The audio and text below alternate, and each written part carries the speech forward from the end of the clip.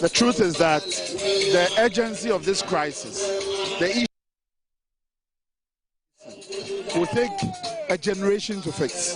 There's no question about it, because we watch the system being ruined. Now, at this point, it is important the government show the whole Ghana that there's an urgency that matches the state of emergency we're already facing. We have to continue to see boots on the ground. It's not only about reclaiming the forest reserve, it's about reclaiming and holding the forest reserve. It's about ensuring that those who need to be punished have to be punished. We are not seeing any prosecutions. We are not seeing anybody being punished. That, for me, does not show the entirety of the resolve that we believe that the government was bringing to it. The NDC guys, they are on TV backing us because they are in opposition. That yes, it is necessary for us to declare state of emergency. You did not give us any lectures. You did not tell them to hold the conversation because we have to go through process. Mr. President, galamsey is putting food at the table of few people, destroying many people. Galamsey is job opportunity for thousands, and millions of people are being destroyed. I'm telling you that the people are not digging gold out there. They are poisoning us. We all know the severity of the issue on the ground. We all know the poisoning, the heavy metals in our water that seeps into the land and into our crops and destroying the life of the people of Ghana. Now, this issue has been with us for a very long time. This is not a time for you to study the issue, to tell us that you are trying your best on the issue. You are not being intentional about fighting galamsey, and that is it. You see, we have a lot of promise from the past governments, and we don't want to face the same problems in this government too, because we rescue ourselves for galamsey, just for our grandmothers to be able to drink good water. If they can afford it, we can afford it. So no matter what it takes, they have to stop it. So the government promised that if he comes, he's going to declare galamsey state of emergency. That is what we want now. Every Ghanaian needs to be here, honestly, because this is something that affects even the cops, everybody. And this is not violent. We just need to show the world that there is an urgency. There are two problems that can tackle galamsey. One, repeal LI 2462. Two, declare a state of emergency. The longer it takes for John Dramani Mahama to declare a state of emergency, it tells us that he doesn't care about the good people of Ghana. He has broken the social contract, and he himself, one way or the other, he is complicit. Look, the same thing we are saying now, we said those things at Ananado. Therefore, if we are saying the same thing now, we are only being loyal to common sense.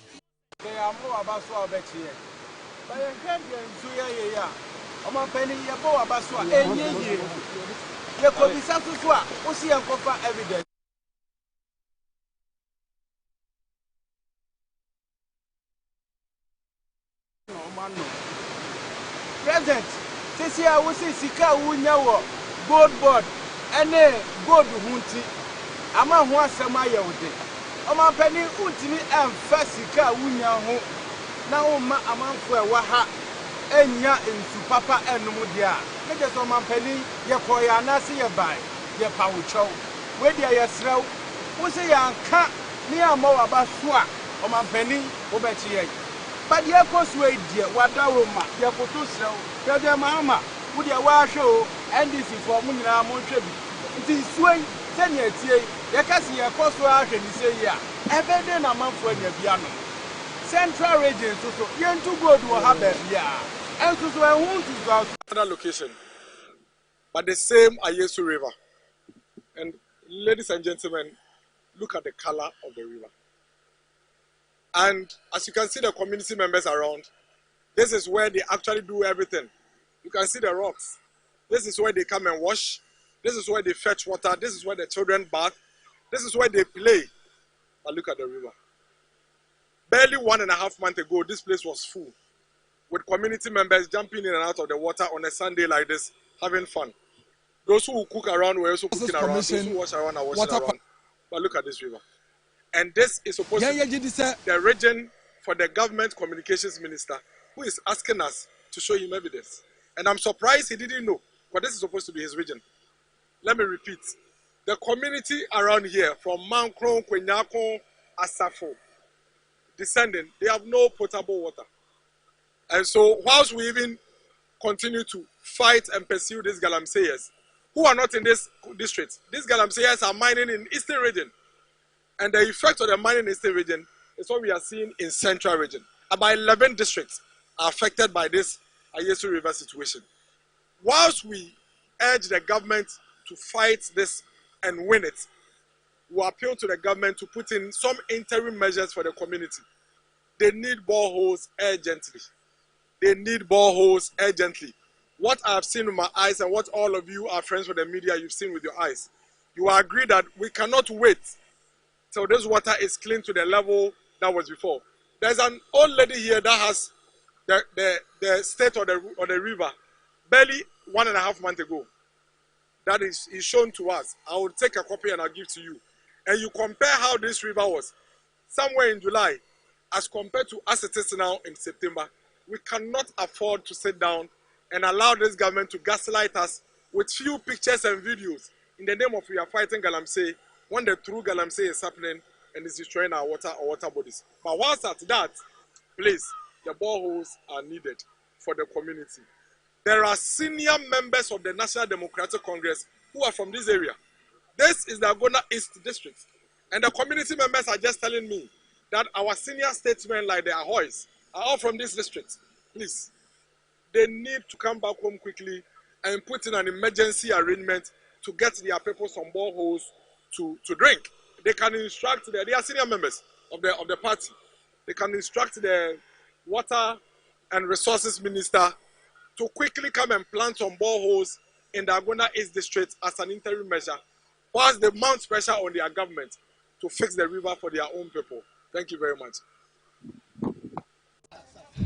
But because of insunity, Janet Tomunye says your monchade, I did turn so I say. It is a I call Buboho.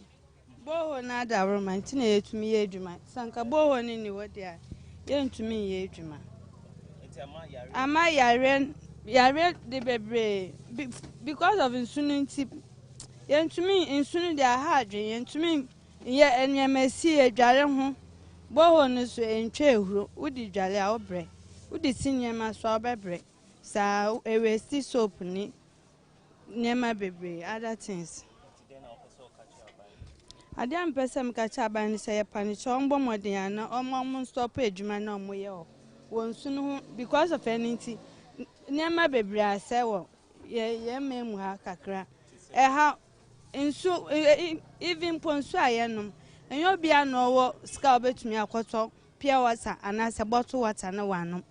Intinia, Sanya marketing getting, Obu or Ben or Bisu or Onya, scoured Baquacoto, by bottle water, and I say, such a water, no one. It is Sanya marketing in a harding. About how environment and more frank to a woman, painful swim. See a year panic, say, on Bomodino, shall no ye be found me. Patron, so I met me in Johnny, a boho, ya way to any bin a meeting cook na made in a Janino. The one soon I can pon well cry. Even pon to me fine as she. I say, even po up say any color ni change. I just a day. Just a day were friendly saying, Alum, no, the bedroom soon before any near to me. Before any near to me, I bright a cry. Inti ya pa bancha pa ombomodi no ye bibin fa ho na ye bre won su kom na nyo bia no wo sika obetumi ato nsu ana se obetumi akwakoto bohon su ko bu amoton enye free ye nyina ye hu dida de ekoso e pene du se mekasa de ekoso na mo nyina mo ni tua de ekoso enkoyi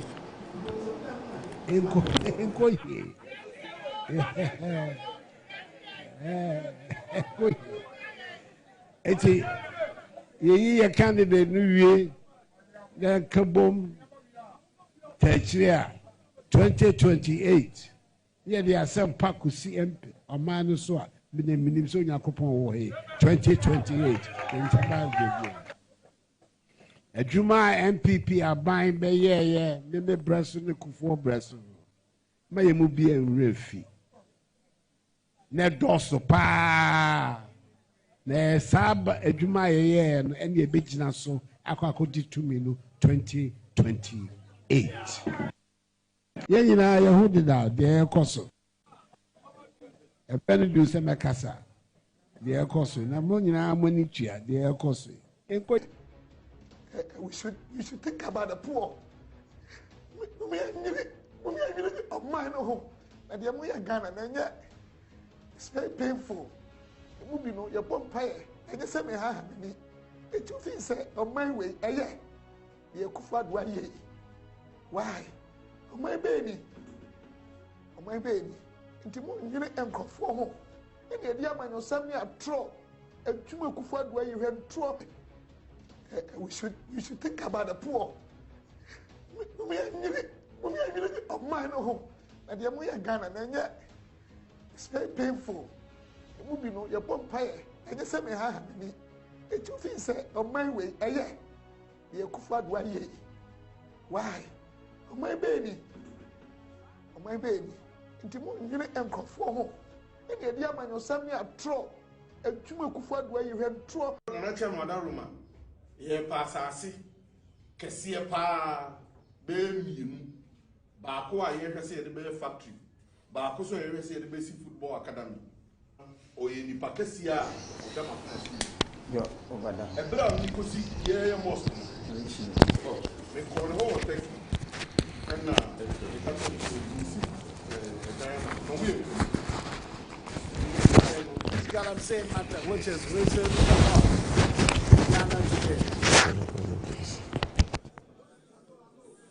In the last election in the mining districts of the country, the MPP did very badly, largely because the NDC presidential candidate and the party had gone around the mining areas and saying that the policy that I was implementing of trying to stop galamsey would be reversed when he came to power, and that those who were already in jail for offenses, the galamsey offenses, all of them would be amnestied.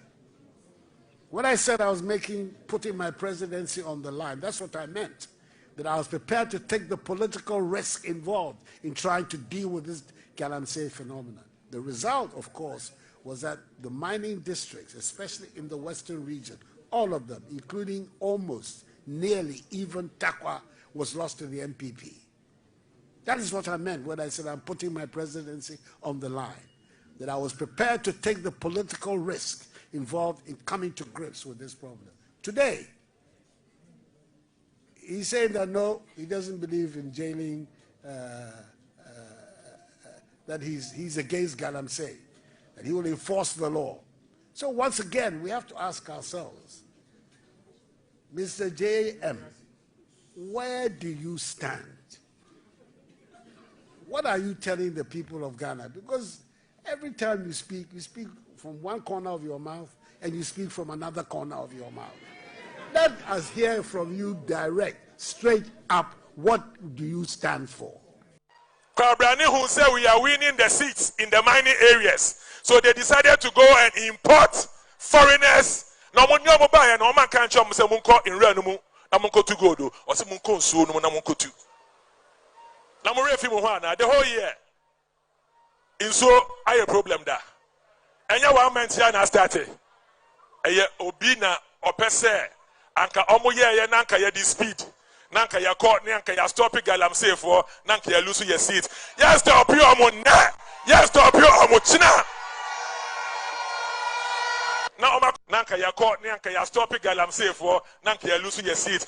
Yes, stop you, Amuna. Yes, stop you, Amuchina. Now, Nanka ya court, Nanka ya stop it, galamsey for Nanka ya lose your seat. Yes, stop you, Amuna. Yes, stop you, Amuchina. I.e. in the Akufo-Addo Mahama Bawumia era. That's unforgivable. That's unforgivable. I hope you will allow me to withdraw that statement. Government is broke, government is broke. But people are spending billions to go inside the government that is broke. Have you ever seen a minister who resigned because government is broke before?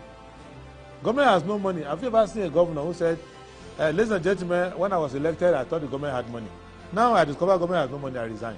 Have you ever seen it? Government has no money, but they are bringing money out at election time. Where is that money coming from? So they are lying. What is happening is that there are two types of wicked people in government. Type 1, they eat current money. Any money they find in government, they will eat it. They are wicked about that one. There is type 2. Type 2, they eat current money and future money. They will say, my term will end next year. When I leave, how will I eat money? Let me borrow money now and borrow money of the future and eat it now. Government is broke, government is broke. But people are spending billions to go inside the government that is broke. Have you ever seen a minister who resigned because government is broke before? Government has no money. Have you ever seen a governor who said, ladies and gentlemen, when I was elected, I thought the government had money. Now I discover government has no money, I resign. Have you ever seen it? Government has no money, but they are bringing money out at election time. Where is that money coming from? So they are lying. What is happening is that there are two types of wicked people in government. Type 1, they eat current money. Any money they find in government, they will eat it. They are wicked about that one. There is type 2. Type 2, they eat current money and future money. They will say, my term will end next year. When I leave, how will I eat money? Let me borrow money now and borrow money of the future and eat it now.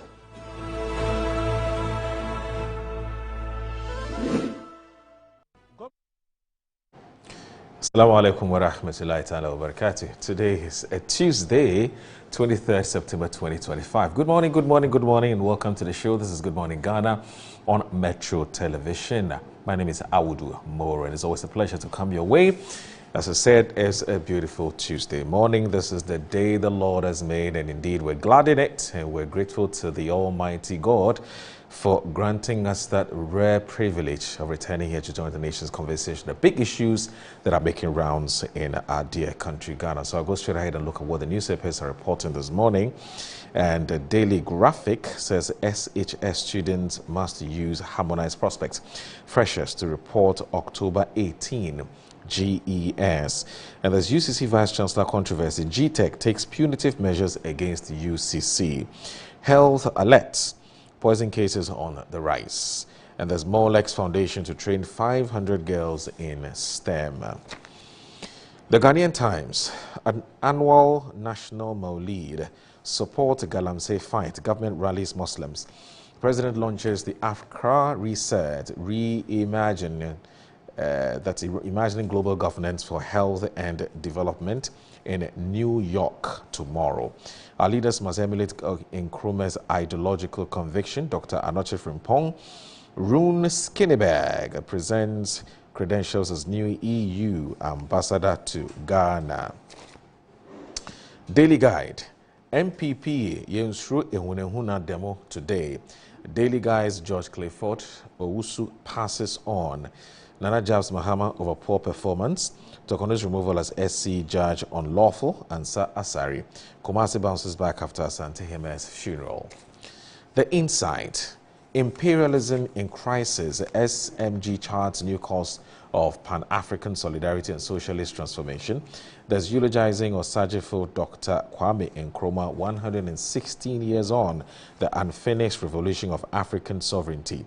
Mahama to launch Accra Reset at 2025 UN General Assembly. Medina women entrepreneurs receive 500,000 cedis boost from Julius Deborah. There's Ghana Trade Fair's third Osajifo Made in Ghana Fair champions economic independence for Ghanaians through local enterprise. There's Amanasi Chief Eldest Chase Kofi Ejekum over title of Jase Hene. And there's International Society of Dermatology appoints Ghanaian doctor to its West African Communications Committee. The New Republic. First Lady takes global stage, champions children's rights at 7th UN General Assembly prayer service for children. There's GSE's rally hits new heights with near 60% YTD gains. And there's boost for agriculture lending as BOG approves guest house guarantee as loan collateral. $3.5 billion galamsey apocalypse rocks farmers. And there's eyes cleared. Apenyo Markin throws weight behind 24-hour economy and a big push agenda. The BNFT, oil and gas. Tor revival, value addition to Anchor Energy Future, stakeholders say. Uncontrolled rubber export threatening industry, AGI president. Mobile money consolidates grip on payment sphere, hits 2.76 trillion cedis at end. That's August. That's enhancing governance structures in corporate and state-owned enterprises. And there's EMP ICC arbitration when a tribunal chair's speech becomes the story. And there's ethical and value-based procurement is country's sustainable growth poll. Deputy Chief of Staff has made a national procurement and supply conference ends in Accra. All right, so that's it for the newspaper headlines. Please stay with us. This is Good Morning Ghana on Metro Television. Please don't go anywhere.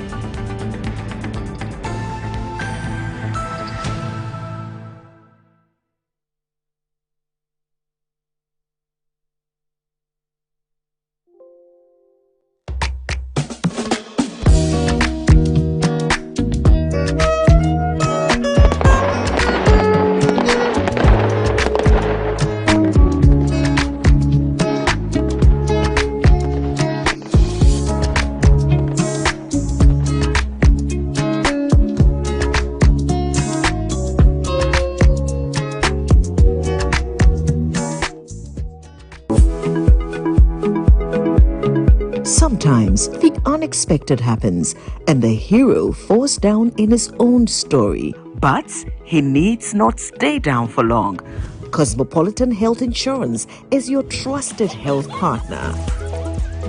Whether an individual building a business, with Cosmopolitan Health Insurance, your medical care is our concern. For the best health insurance solutions for corporate institutions, groups and associations, families and individuals, choose Cosmopolitan Health Insurance from our over 700 accredited health service providers nationwide. Call us on 0302 540 668 or 0501 678 547 for all your health insurance solutions. Cosmopolitan Health Insurance, your medical care is our concern. I'm a branch manager. Of course, I accept only quality and affordable printed souvenirs for my promotional campaigns. I'm the head of academic affairs of a very important institution in Ghana. Of course, we only deal with quality, reliable printing companies for our institution's printing materials. I'm talking about appointed time printing.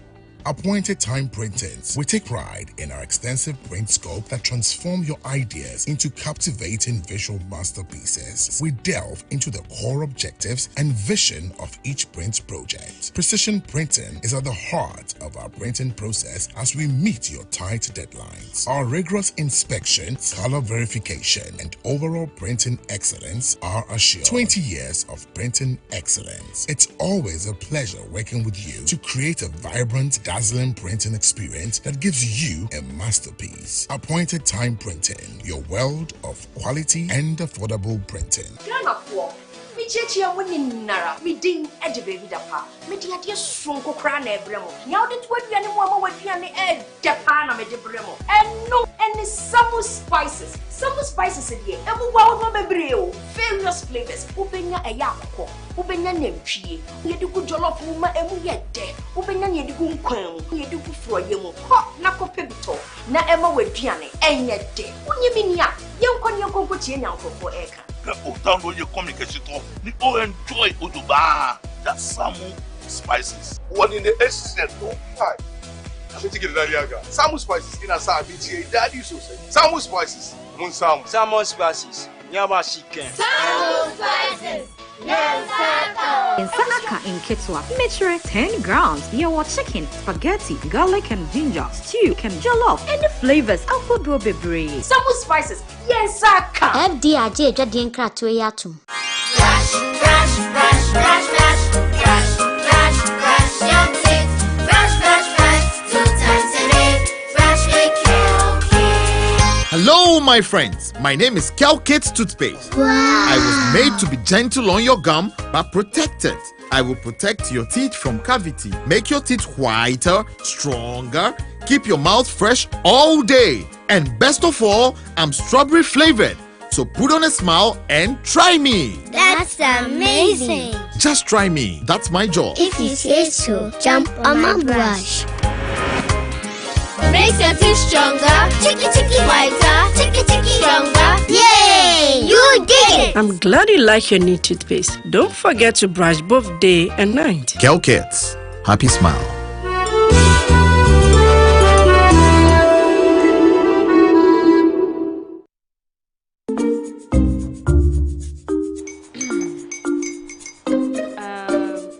His uncle are almost here. Wait a minute. This one too, your friend Kwame. Wait, Kwame.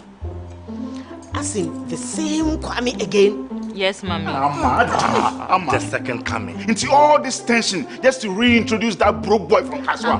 Why would you deceive the family like this again? Now I understand the whole delay. Troll from Kaswa dear. Why wouldn't he be late? Obey him later. Of course.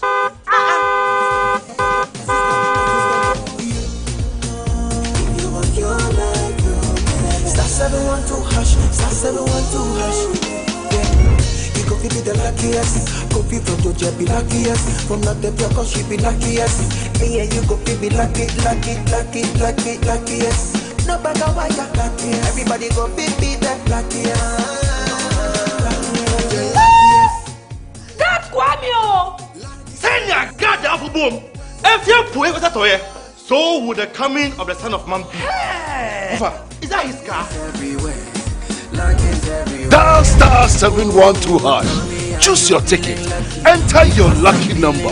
Follow the prompt and let destiny handle the rest. This promotion is regulated by the NLA on the Caritas platform.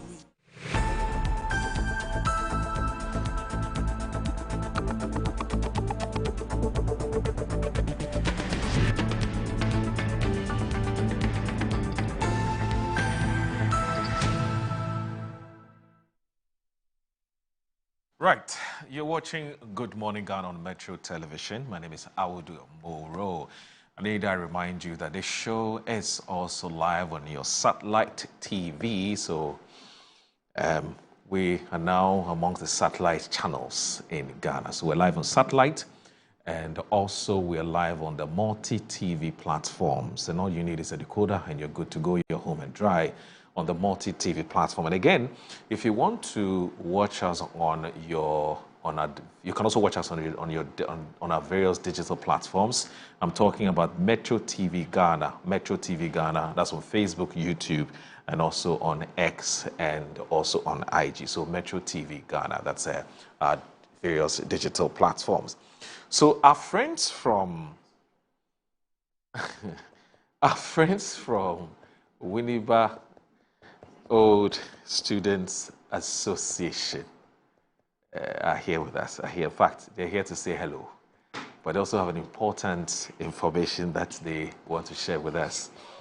And I'm sure that you'll be excited about this information. For me, it's about the theme of this particular event that excites me. And so let's have them tell us why they are here.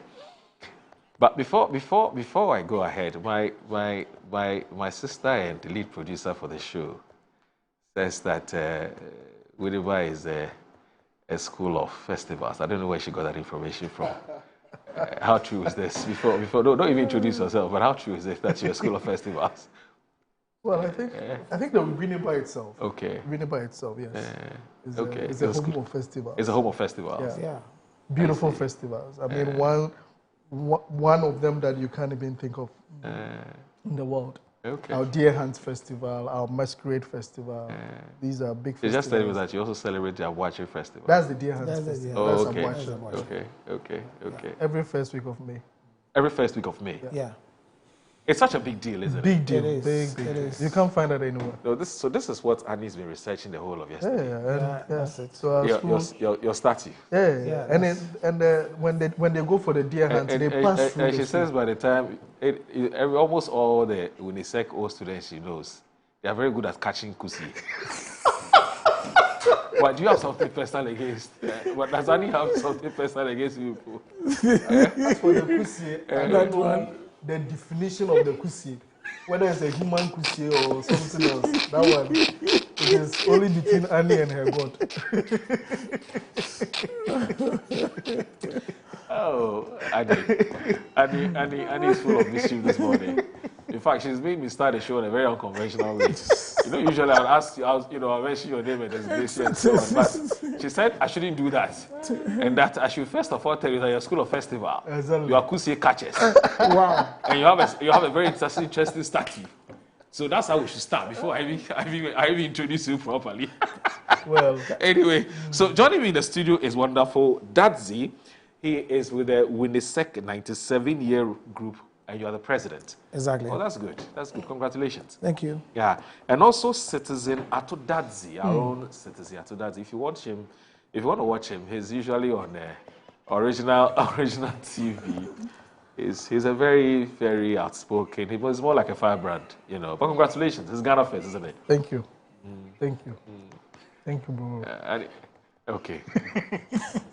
Nifa versus Winneba. What? Is there a rivalry between you and Nifa Secondary School? Not at all. Not that I know of. Nifa Secondary School. Not that we There's a rivalry. Not that we know of. Okay. So the backstage stuff is still going on. Annie says she wants to start a rivalry today. Oh, okay. Yes. All right. Are you ready for it? Waiting. Oh, we are waiting. You're waiting. Let's see what you have to bring. Really? Yeah. She started with this Kusie business. You're not worried. We've killed it already. Not at all. Not at all. So it's 1-0. Is that on arrival? She's won 1-0. with a Kusie allegation. But catching Kusie in Accra or catching Kusie where? No big deal. Oh, well, Kusie apparently in Winneba. Only in Winneba. Oh, everywhere. Only in Winneba. We want to know her definition of Kusie. But she said I should publicly state that if you are bringing some animal around here, please go back because the Winneba people are here. They are very skilled at catching animals. Anyway, so let's get on with the business of the day. Let's do this quickly. So you have a big event coming off tomorrow. Mm-hmm. It's the it's the Dowona, right? Hammond Memorial Lecture. And it's the 14th of its kind. Tell us about this event, why it's important, and why we must attend. So, Moro, good morning to you, and good morning to your cherished viewers, and also to all UNISECans watching us. And my brother, my senior, and my brother, wonderful. We share the surname. Right. The Odazi. Yeah, and we are all from Winneba as well. Oh, okay. So, Okay. So we you're are also from Winneba? Yeah. Oh, okay. I'm actually born and bred okay. Winnebarian. Oh, you're a Winnebarian? Yes. Oh, that's interesting. I'm hearing this for the first time. So I'm a deer hunter. Okay. So that's why by default. So by default. By default. Because I like the pride with which you're saying it. The default. That you're a deer hunter. Yeah. Yes. Yes. But she says it's not something you should be proud you of. see, we use even our bare hands to catch live lions. How much more a deer? Hey. Okay, so I guess that we would have to end the interview now. Because Irex is being caught. Because you know the skill, the way he did the thing, this man. I can tell you. That should tell you. He's very skilled at catching and hunting. Yeah. Anyway, so a bit more about the event. So interestingly, just over the weekend, we celebrated our iconic leader, Dr. Kwame Nkrumah. Right. Who I would say is a founder of Winneba Secondary School. But he did that through the learned, the educationist, Mr. Alfred Jonas Downer Hammond. And at a point, I always say that Kwame Nkrumah was able to cite him and see him as somebody that could share in his vision. Because Nkrumah had a vision to ensure that we get educated as Ghanaians, and it's one of his yardsticks to measure development. So when he saw him and said, go to Winneba, at that time, the revolution had taken, there were things that people had been sacked from school, people do not have high school to attend and all that. Yeah. So he went to gather all the children in Winneba into a high school, and that started the Winneba Secondary School. So someone who started the school and led the school to where it has become now since 1949, and that is Honorable Downer Hammond. Okay. He also represented the Futu constituency. Okay. In fact, first it was a Hutu constituency. Kwame Nkrumah made him represent the constituency, and later it became a Futu constituency. Okay. So if you talk about Honorable Alfred Jonas Downer Hammond, he's a big name. And as Winnie Seconds, we decided that a school that does not honor its heroes is not worth dying for. Okay. So we chose a day to always celebrate him. And on every day that we celebrate him, we look at a topic of national interest. Right. To rally around everybody. So it's not just a Winnie Sec affair. It is a public lecture. And that is why even this year, we are looking at an issue that is very important to everyone. So the reason why we bring in Downer Hammond and we celebrate him is that he's the founding father of the school, he's the first headmaster of the school, and he was integral in Winneba Secondary School. In fact, he was integral in the Ghana education system from primary, secondary to tertiary. He himself was the tool that Kwame Nkrumah used to establish it. And he's a name and brand that we are so proud of. And you see his bus right in front of the school, that anybody who walks into the school knows Downer Hammond. Usually, and I ask you that, forgive, right? Wonderful. Sorry? Wonderful, sorry. Yeah. Typically these lectures are themed around the values that the person around, or the person whose name is used for the lecture is themed around it. So if you look at someone like Downer, what values does he stand for? So if you look at Professor Mills, they say Asunje lecture. You can give a tall list of that. What was his identity? What was it that when you mention his name would quickly and easily, ring in the minds of somebody? You see, Honorable Downer Hammond stood for education. Okay. And not just education in the wider sense, but education to a targeted group of people, right?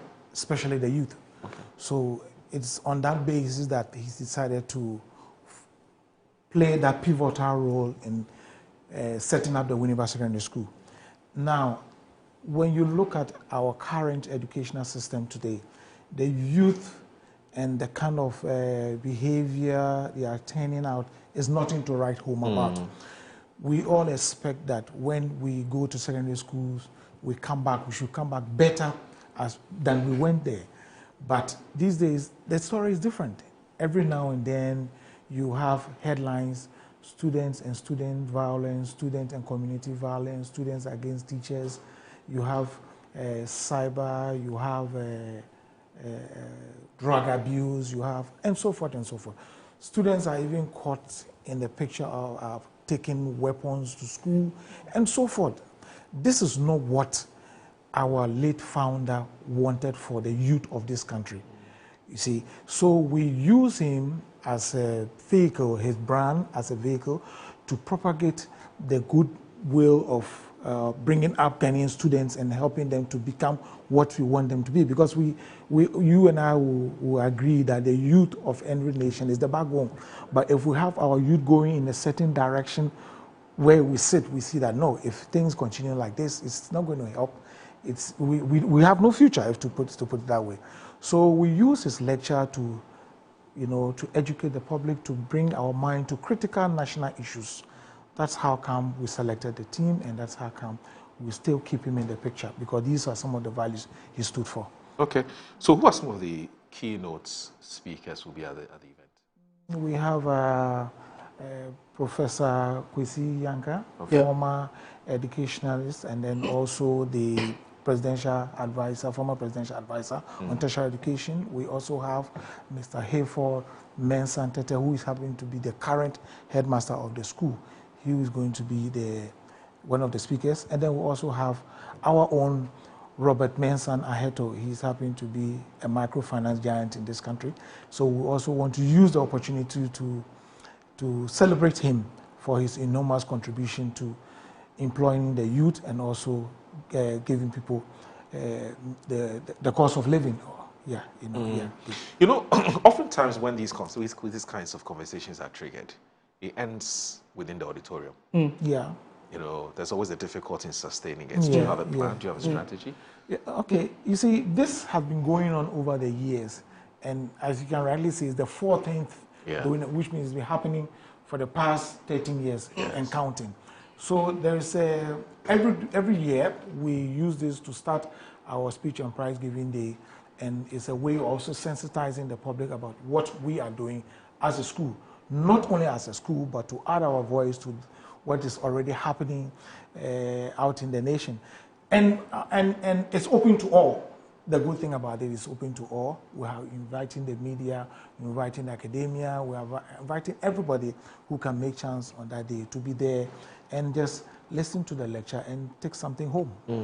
And just to add on, you see, we also have a mentorship program. Okay. And as part of issues in dealing with indiscipline, every year, so as part of the all students calendar, we have a mentorship program where we go to the school to talk to the young ones and show them the way, because we've walked that path.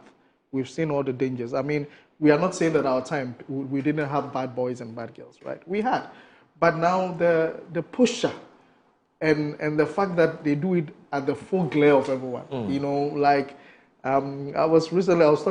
saw a TikTok video where young girls have picked a phone recording themselves and saying that we are completed SHS. Mind women, hold your husbands well. We are coming for them. I mean, the guts they have. For me, it's shocking, and we need to walk the path with them. We've been there before. We've all seen it before. We used to go to Winneba. We went to Winneba Secondary School. We came back and we were very refined. I mean, most people learn how to read, how to lay their beds, how to cook, how to clean their homes from school. But these days, people go to school and the kind of transformation that they bring back home is shocking. It's scary. Okay. And so we need to look at these things. And that's why it is critical for us to deal with this. And our mentorship program makes sure that beyond the talk, we work with the students on issues. But my penultimate question would be that, what do you want us to do with the information or the conversation that you churn out from this event? I mean, I'm looking at the invited personalities, and I don't see any of our duty bearers there. It could even be your MP. He's not there. I mean, how do we take the conversation, or how do we move the conversation forward such that some of the brilliant suggestions that may come up from the speeches that will be delivered would see some kind of implementation by way of policy? Yeah, I think for us, it's about contributing to the national discourse. I mean, is that what you want to end it? Not necessarily, but as you're saying, it does not necessarily take a politician or somebody being there. I mean, you are talking about a headmaster of a school. We are talking about a former minister of state in terms of tertiary education. You are talking about somebody who is very active in the microfinance industry. And these are the key people. Aside that, there are also key personalities that are coming through. I mean, the ambassador to Hungary is a winning second. Then there's Dr. Kwame Ampofo is a Winneba Secondary School product. Professor Heto is a Winneba Secondary. The first Ghanaian. Oh, Dr. Kwame Ampofo, the energy expert. Yes. Yeah. Is a Winneba Secondary School product. Okay. The first Ghanaian, the first black to get become. He was with the Energy Commission, isn't he? Yes, he was the head of the Energy Commission. Yes. Oh, okay. He was at TOR. He was at Energy Commission. Now he's ambassador to Hungary. Right. You know, so there are a lot of people who are going to be present to ensure that the conversation does not stay there. And for me, my issue is that it looks like the issue of galamsey is taking over. Yeah. Right? We are all talking about galamsey. Who are those doing the galamsey? It's the youth. And the kind of training that you give to them, how you start, is very important. Right. So catch them young. And that's why we're saying that we are bringing another side of the conversation. That the indiscipline and the kind of issues that are happening in our senior high schools are something that we need to tackle. If we start dealing with it well and we use these young people as a tool to even advocate against some of these things, I think we can see some sort of results. And what do you... So you've been doing this for 13 years. Exactly. How impactful has this been? Very. We look at this from this perspective. And how do you evaluate to assess its impact? Evaluation is not immediate. You will not be able to the whole idea is to make sure that this is where I'm coming from. That you're not, excuse my language, wasting your time talking to Ghanaians when nothing has been done with all the brilliant ideas that you share. That's where I'm coming from. So I'm saying that how do you measure impact and how impactful? Let's look at it from this. Over the years, we have come out with different teams. We have come up with different things, and for every time, it is issues that are bordering on national interests. There are always issues of national interest. Now, let's look at it from this point. Some years back, you and I, the worst we could hear from students in secondary school was drunkenness. Right. You could hear that, oh, this guy drinks, or once you hear that he smokes. Yeah. But these days, it's going to another angle. It's completely different. Yeah. Okay? We have people taking all sorts of substances in the name of drug abuse, all sorts of things. And we cannot just sit down as a group and say that, okay, others are talking about it, others are not talking about it, but we want to use every available platform to continue to educate the youth to hear our version of what is already being said out there by civil society, by religious group, by every other interested party. You understand? So it's a way of adding to the conversation that is already going on out there. And that is why we are inviting everybody within the space from all facets of society. Even the students themselves will be part of the event. All right. So it's tomorrow. From where I said, I used to be a national executive, and that's why I'm very active. As national executives, we do assessments based on a year.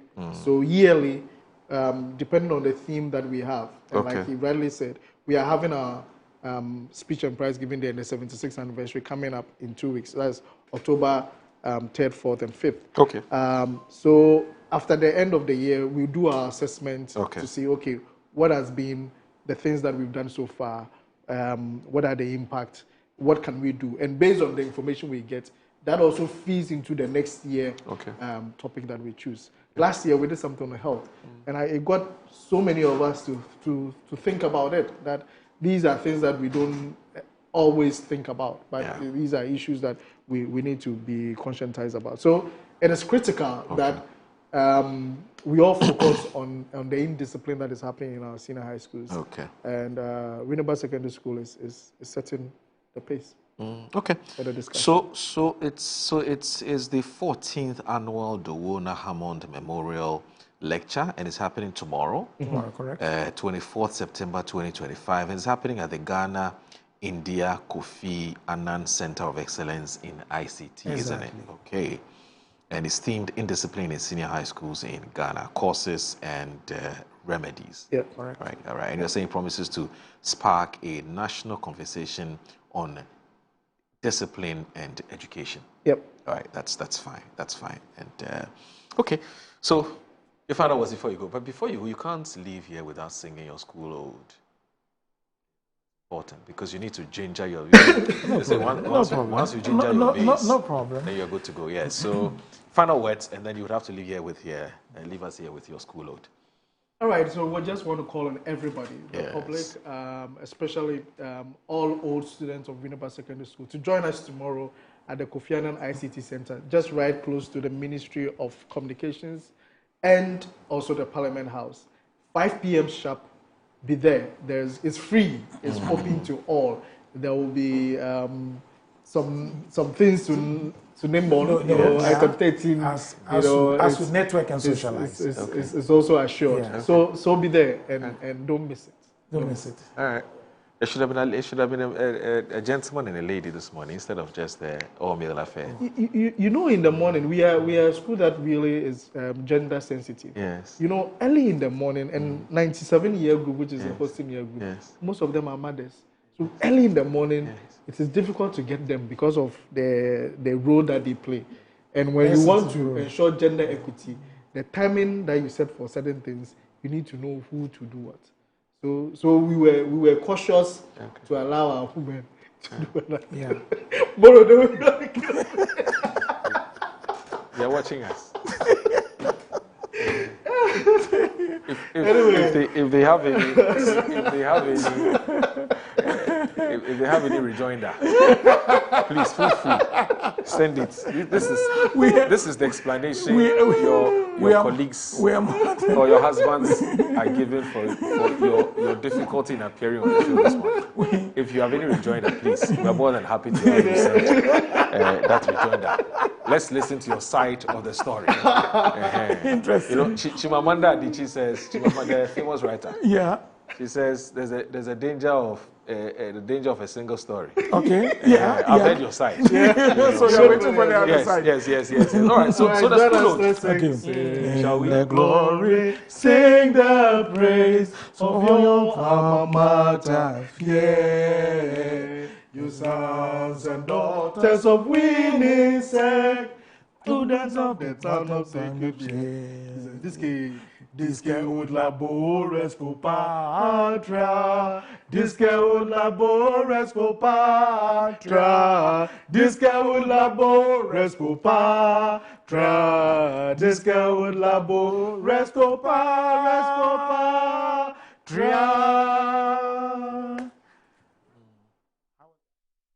Disque ut labores for patria. What does it mean? We work hard for our fatherland. As in Latin? Yes. I see. Oh, congratulations.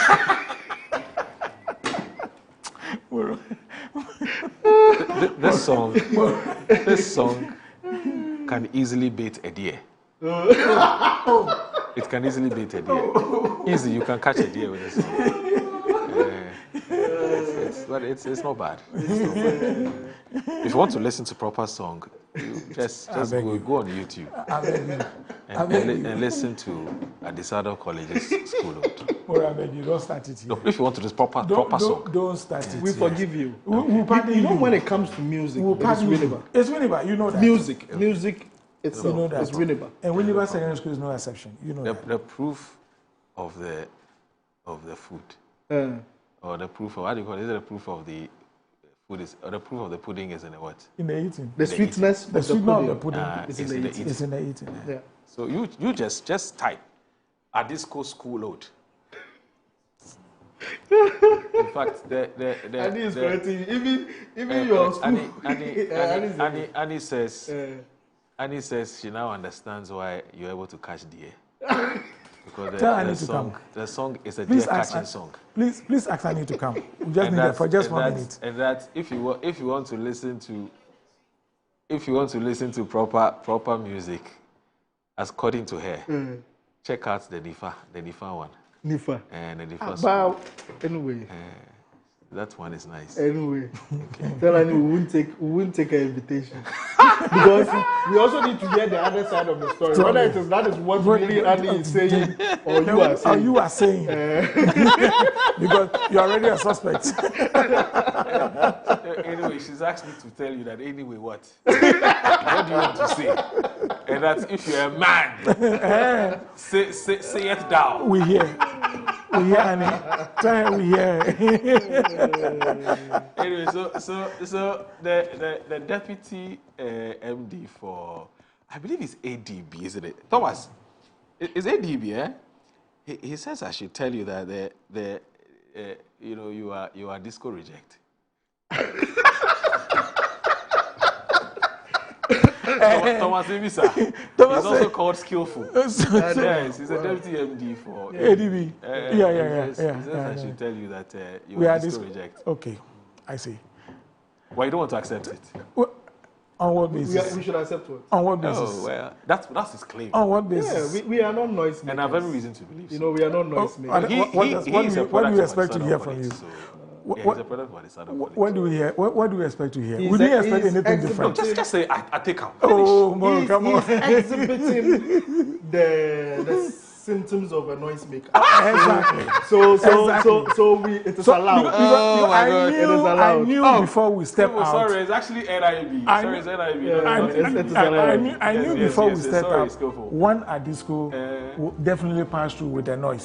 So we were expecting. Oh, it's not noise. It's not noise. It's not noise. We are born achievers. Anyway, so let me.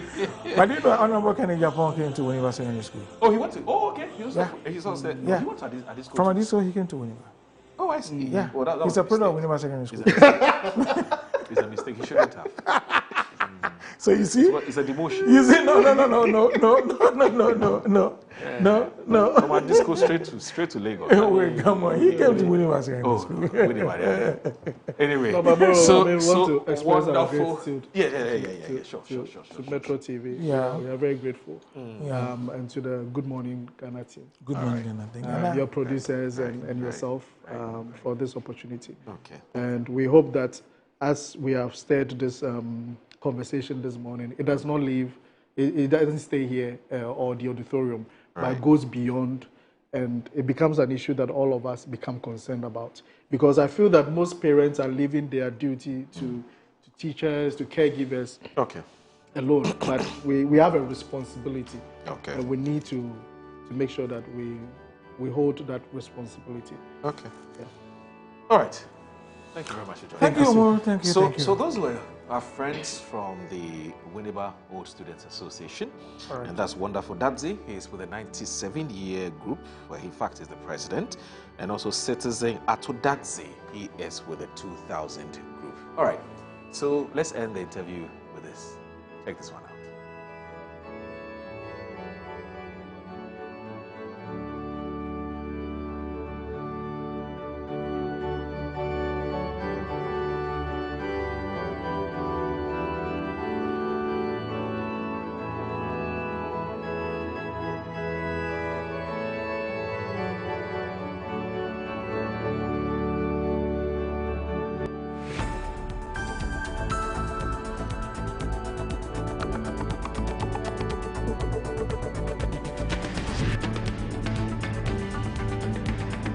Are you a headmaster, headmistress, parent, teacher, or an educator looking for high-quality textbooks for preschool, primary, and junior high school students?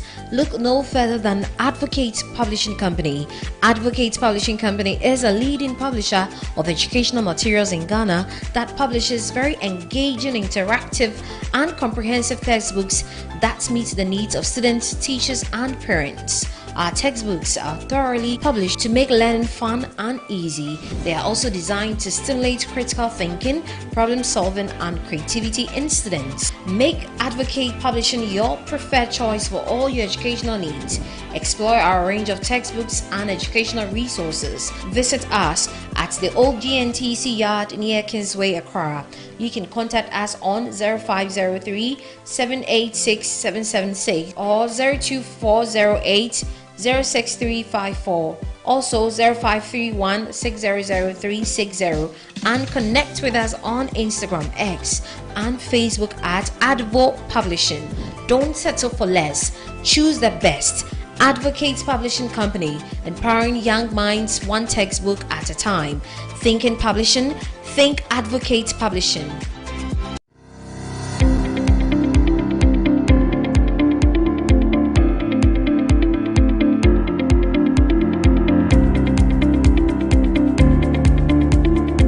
Ebusiafo ye mama kwaba eba Children's Palace. Nkwala nyema nyina fie enyi.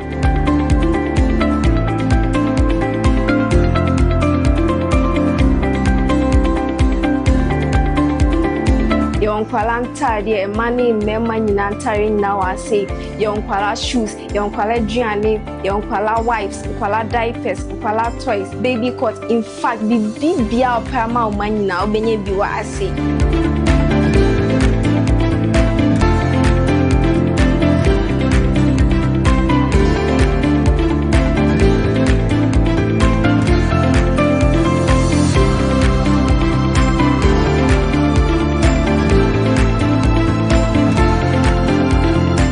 Located at East Legon Hills, Nana Chrome KFC. Contact us on 059 6377 172. Children's Palace. Happy children, happy fashion. See you soon. Bye-bye.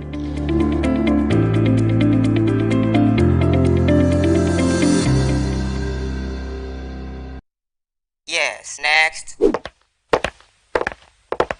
Hey, Nadia Benson, me didn't tum. Mr. Freddy Calico, just call me cockroach. Now, Mr. Freddy once now. Hey, that's you. Improve car. Yeah. Captain Mosquito, double the accent.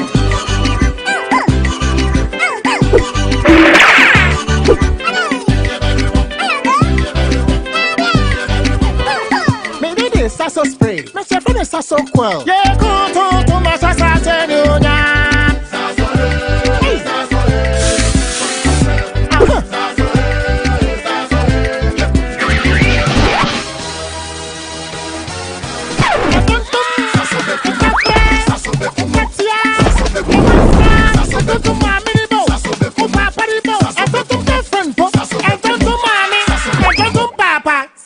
Come tum preko.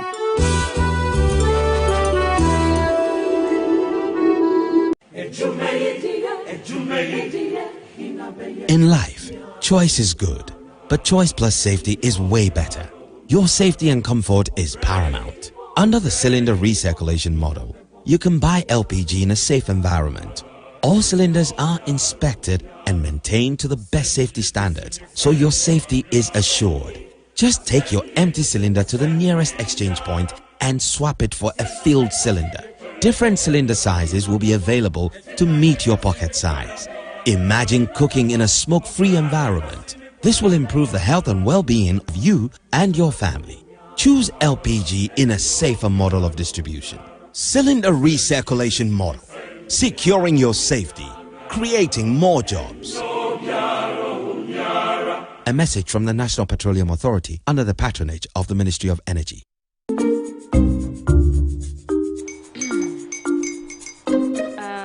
Kwame and his uncle are almost here.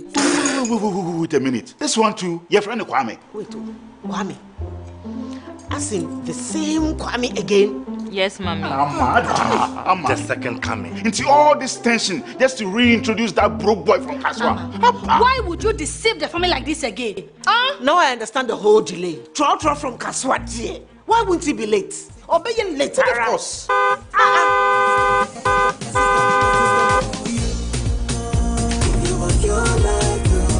Star 712 hash, star 712 hash. You go be the luckiest. Copy from Georgia be luckiest. From not the cause she be luckiest. Yeah, you go be luckiest. No matter what you're luckiest. Everybody go be the luckiest. That's Kwame. Send your God the apple boom. If you're poor, what's that? So would the coming of the Son of Man be. Is that his car? Dial star 712 hash Choose your ticket, enter your lucky number, follow the prompts, and let destiny handle the rest. This promotion is regulated by the NLA on the Caritas platform. Some loves are born in the blink of an eye. I've been madly in love with her since the first time I saw her. Then let's get married today. I'll be the happiest woman in the world by your side. And they kill your soul in a flash. Televisa presents You Are the One. Angela dreams of keeping her promise to be a great doctor and help her people. To Alvaro, ambition is stronger than his dream. And this greed will lead him to commit the worst betrayal to the woman he loves. I will have a husband no matter what. Samantha, will you please marry me? Turning all her dreams into painful disappointments and dangerous consequences. I've been waiting for you to answer my calls, Alvaro. I haven't heard anything from you. I've sent you so many messages, but you've never responded. Have you left the bus station? I just want to pay my debt and get out of here. Her photographs are going to sell fast, and she will be our gold mine. Our clients will love those. Are you looking for a boyfriend? Are you all right?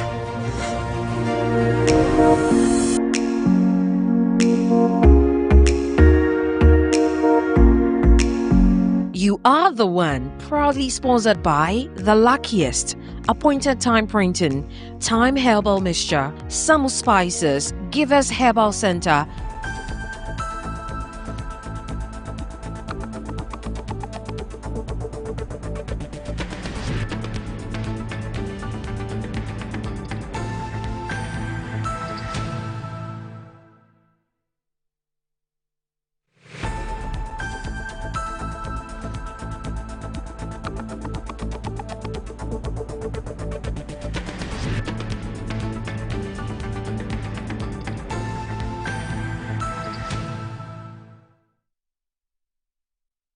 Watching Good Morning Ghana on Metro TV. My name is Audu Moro. So my guests are seated and the conversation will start.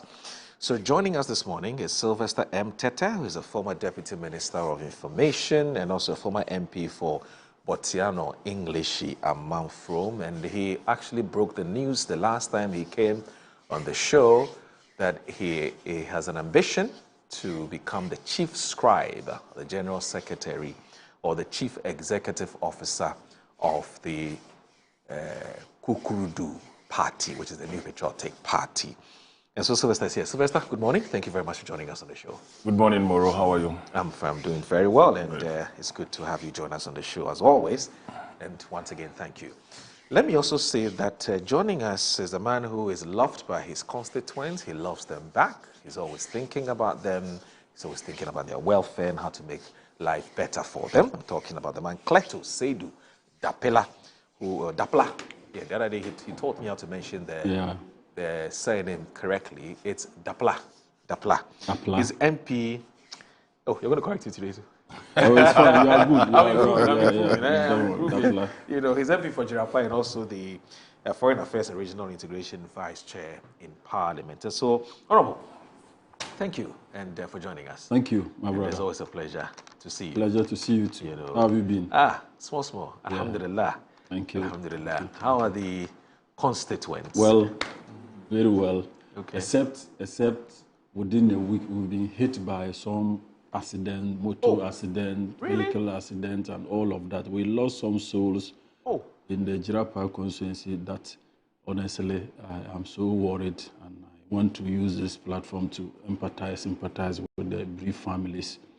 I learned we lost a teacher, a teacher from the Ulu area. I think they got involved in an accident and one died instantly, but they were transporting him to G, got to Tachima, and he also passed on. He's by name Peter. He was a teacher in the Laura Secondary School. Before that, we had lost a young man from the Uwoyiri area and a young lady too from the Zapanyiri area. And we lost a police officer too, who was in Jirapa. I've known him. He was on transfer and he was going to Tachima. He's been transferred to Tachima. He was going to report. Just from Jirapa and Nadoli, they had an accident. He lost his life. My condolences to the family. I've not been myself since this. Oh. But let's take heart. Let's take solace in the in the Lord. So bad. Our heartfelt commiserations to the family and of course to you. These are your constituents. And very devastating. We hope that. Let's be cautious how we use. It's so sad, yeah. How we use the motorbikes and then drivers. Let's be cautious. Is this the biggest casualty you've ever witnessed since you become an MP? Yeah. It's one of them. It's one of them. So it's happened in the past. Yeah, it's always happened. But this one is a bigger scale. Yeah, size? young Yeah, lives. the young lives that are lost. Wow. Yeah. Anyway, except that we are fine. There's peace in the constituency. Peace brings everything. Okay. Once there's peace, there's development. Have contractors moved to site? Our broken, we have an advocacy who've been running. Yes. It's not yet, but it's being managed. But are the signs good? Yeah, the signs are good. Okay. Very good. So you're expecting contractors to move to sites very soon? As soon as possible. Okay. Yeah. All right. Now, Sly. Moro. Black T-shirt, march against state-sponsored harassment of abuse of power. Well, what's happening? Not just abuse of power. Why? What's Thank happening? you very much. Moro is a good friend. I've not seen him in a while. For 8 months, they are in government, so he's forgotten about his own good friend. We've been very good friends, and good to see him again. Okay. And good morning to our viewers this morning, to my MPP fraternity, and to the youth wing of our party, who are staging a walk today against the state-sponsored harassment and abuse of power. And I think that a time like this, it is important to speak out. That is why, in solidarity with the youth wing of my party today, I am in this outfit. Because from here, I'll be joining them and thousands of people to march, first of all, to the police headquarters to present a petition, and to the Jubilee House to present a petition to the state of government to ensure that we take caution with the state of harassment and state-sponsored activities against its own opponent. I mean, for a country like Ghana and where we are today, I believe that the MPP has made many calls with respect to how its own members have been treated since President Mahama and his NDC had taken over the reins of governance from January 7th, 2025. And it's quite unfortunate that what we've witnessed so far can only be described as a harassment of its own opponent. And we can count numerous stars of the MPP who had been intimidated and trying to use the state arms of state to intimidate MPP people. What we are telling them today is that we won't be intimidated. We believe in democracy, and we've stood and fought for democracy under the Fourth Republic, at a stable democracy. And today we cannot be intimidated. So we want the whole world to know that we work with the rule of law, and we expect the NDC government and President Mahama that you've won overwhelmingly and you have the numbers in parliament. It is not for you to oppress your opponent, but to ensure that you work for the good of our country. That is why today we are here. And if I should recount the activities since the NDC has taken over the reins of governance, I mean, it's appalling to say the least. If you see how people, even the last was your own anchor here, the host of Good Evening Ghana, what do you call it? Paula Dumotri. That, how do we say that you are using the state security to intimidate and harass your own people? We count Paula Dumotri when he was arrested by the state security apparatus for investigations. You caution the person, you ask the person, do you have a property? He says, no, I don't have a property. But in that same caution statement, he gave all this information. When you want to grant him bail, he said, bring a property in your name before I could grant you bail. What does that mean? It means you are using the state security apparatus to harass your opponent. Chairman want to me Abronye, Amadou Zakor, I would call it Sir Obama, and many more of our men. Because you pick Sir Obama, and what the police told us was that Sir Obama was invited to assist police in investigations. If you want somebody to assist in investigations, you handcuff the person. You go to the residence of the person with over 20 armed policemen to invite the person to assist you in investigations. How can one assist you in investigations by arresting the person in that round style and putting him in handcuffs? How can one assist you? Because we are told to assist the police in investigations. So if you want me to assist you in investigation, you put me in handcuffs. You put me in handcuffs. And he was incarcerated in police cells for more than 10 days. Ahinkwanana, a radio presenter on Wontumi TV, was arrested in Kumasi, beaten mercilessly. The tapes are available and brought to Accra. We know of Amadou Zakor. What is made a Facebook post. He was picked up in Nima. He was sent to police cells for 3 days. We know of Abronye. If he made a statement, we all know all this. One can fall foul of the law. The laws of this country has prescribed how to deal with these matters of demeanor. But when you are using detention as a way to intimidate your opponent, these are things that we are saying, no, this is not the way to go. If you want her to couch into submission, we aren't going to be couched into submission by virtue of putting people in cells and all that. So these and many more things we are saying that, look, you have a right to invite people, you have a right to interrogate people. All the people who have been arrested and put in cells for many, many weeks, none of these cases are appeared before court for proper adjudication. So all that they are doing, you make a statement on social media, you've been picked up. You make a statement on radio, you'll be picked up. You made a statement anywhere, you'll be picked up. And we are saying that enough of this. If somebody says a wrongdoing, there are laws of this country to deal with it. To the extent that a judge of this country says that we are all not equal before the law. And I expected the government to even make a statement to that effect. When the Constitution grants all of us the right to be equal before the law, a judge could make a public declaration in his judgment that we are all not equal before the law. This is a very serious statement to be coming from a judge of a court. And you expect government to make a statement to this effect. And all the arrests that have been made. Listen, in Akwitia, the vice chairman of the NDC had made a damning statement that if he had come to meet the minority leader, there would have been a by-election in his constituency. And the police, in the bizarre circumstances, immediately says that he's been invited and granted bail. Nobody knows that. But if it were to be any other person who makes such a statement, would have been put in police cells and slapped with a bail condition that can only be described as a punitive condition for the person to be put in cells. Chairman, to me, all of them that we can mention. And I think that enough is enough. Because the criminal libel law, with repeal criminalization of speech, where we are today, I mean, there are processes to deal with it.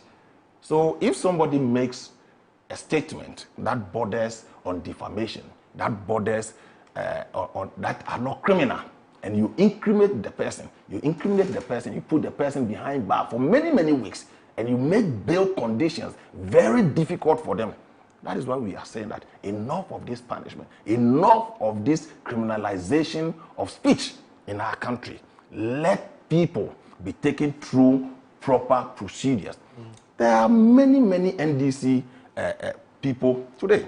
We were in this country when Kevin Taylor, who a court of competent jurisdiction has cited him for contempt. And once you've been cited for contempt, once you enter the jurisdiction, any officer of the law who finds you will hand you over to that court to be dealt with.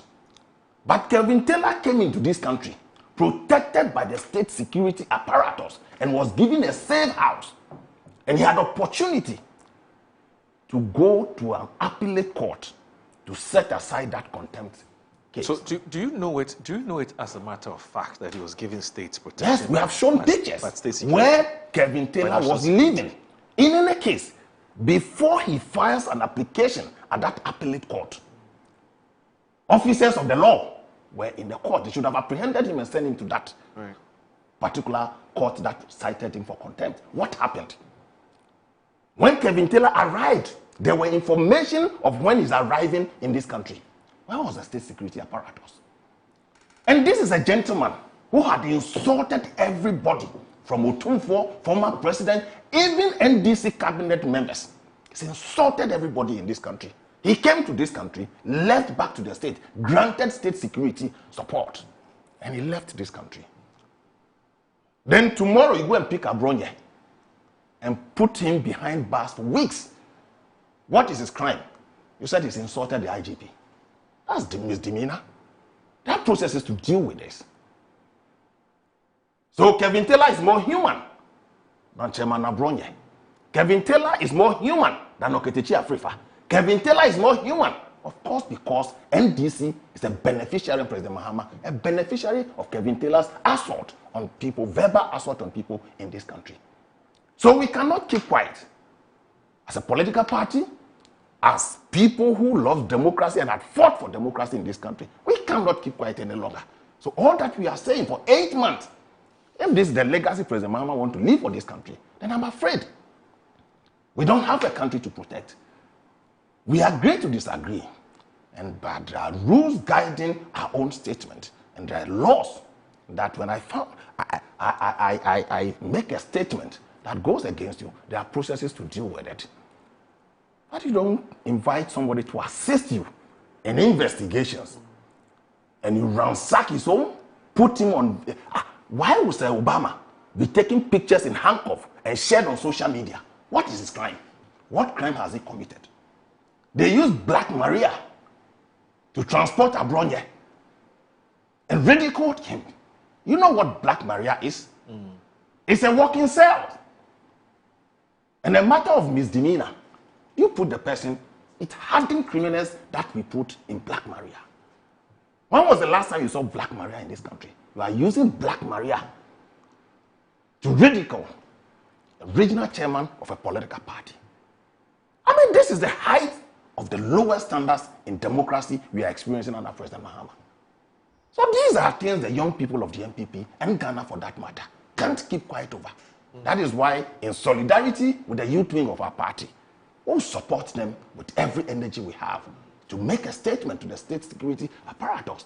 And the funny thing in all this, the NDC element are citing history. If we will not grow, let me remind them, power is transient. Power is transient. They should check their public rating today. Power, the day you are sworn in and handed over power, a chunk of your own supporters, you are losing them. And people are watching your actions and inactions. There were people who didn't vote in the last elections. Maybe 1 million or so will be voting in the next elections. Your actions today will inform their judgment in what their decisions are going to be. Okay. So for me, I think that it is not a call for the NPP alone to make.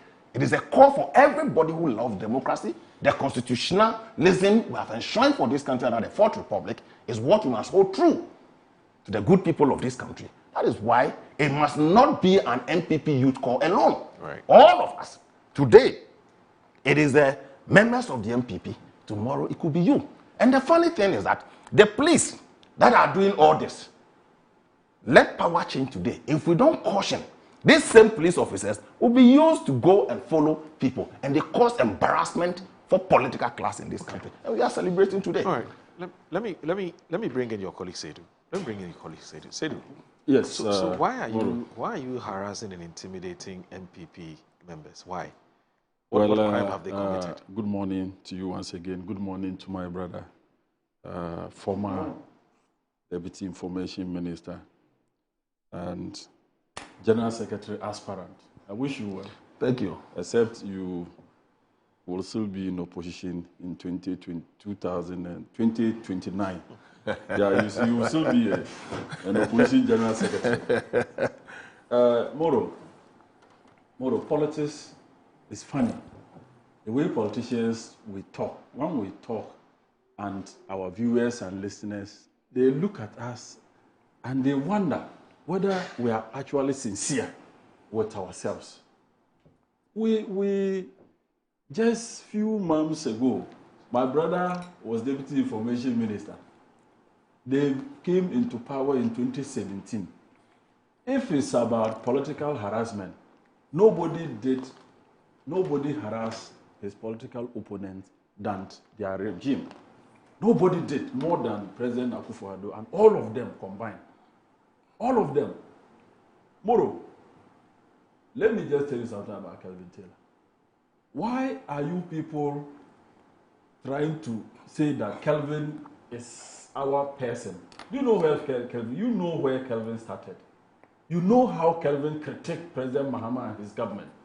And you people benefited from it. Kelvin has stated time without number that he is not a member of the NDC. He has stated it. And for him, if he was actually a member of the NDC, he will not be criticizing cabinet ministers or members of the NDC itself. So it tells you that he is in to talk about the ills in any government, ills in society. And let me correct it that Kelvin was never protected by state security apparatus. He came into this country, used the same law, the same court to avert the warrant that was on him. That's what he did. And it has happened. There are many people who bench warrants were issued against and they went to the same court to set it aside. He knows that very well in this country. It has happened. It's not a novelty. So it cannot be that it is our government that is protecting Kelvin Taylor. No. For me, I don't like politics of insults. And I've stated it, Moro, that you can't insult anybody to vote for you. You can't intimidate anybody to vote for you. But you see, when they were in power, Moro, people who criticized President Nanado, they flew this country. Manasseh Azure. Manasseh was one person who criticized President Mahama seriously. Even the day President Mahama's mother died, he released an investigation report about him. And many people felt that Manasseh should have been considerate. But President Mahama took it, in good faith. He did not go after Manasseh. When President Nanado came into power and Manasseh did those things, where was Manasseh? He took asylum. He ran away. He ran away from this country. Were we not in democracy? Moro, look, you know this guy, this TV SYZ guy, Ohineba, that was jailed. Under them, he was arrested for criticizing the president and the first lady. What did they do to him? My brother knows the story very well. That was under their watch. He was arrested, molested, and finally he was sent to jail. They jailed him in addition. There is this guy, Bongo Ideas. You know that guy. You know what they did to the guy. So I'm surprised my brother who was information minister is privy to all these things. Then he can sit on this platform to say the things that he's saying. Demonstration is their right to demonstrate. But for them to come and say that the NDC government under Mahama is harassing them, please, no. They did worse. If these things are harassment, then what they did, I don't know how we should describe it. They did worse. Let's sanitize the system. Let's sanitize the political space so that all of us can do our politics freely and all of that. But when you want to compare, if you want to compare what they did and what we are doing, I tell you that they did worse. They know that very well. They know that very under President Nanado. Even judiciary. You saw Atufosen and Japan's case. What the Attorney General attempted to do. I want to ask my brother whether he was proud of such things. Even coaching a witness to incarcerate somebody. What intimidation is more than this? You use even the police, the judiciary, everywhere, every sector to intimidate your political opponent. Atufosen today would not have been a finance minister. He would have been languishing in jail. It's just for God and all of that. So these among even church, when they came, they went to church, they arrested people in church. Today they will go and arrest somebody in his house. Why? If you threaten the president, you see, you can, what I want my brother to know is that you can critique the president. You can even insult the president. But when you threaten, even me, if I sit here and I threaten you, it's a crime. You understand? I have the right to report you, and you can be picked. So these are two different things. All the issues that you are talking about, when you threaten somebody's life, the person can take you on. The laws of the country will take you on. It is different from you saying that Cletus, your long head. That's fine. That's the description of Cletus. I won't have any qualms with you. But if you say that Cletus, I am going to kill you, you will die tomorrow.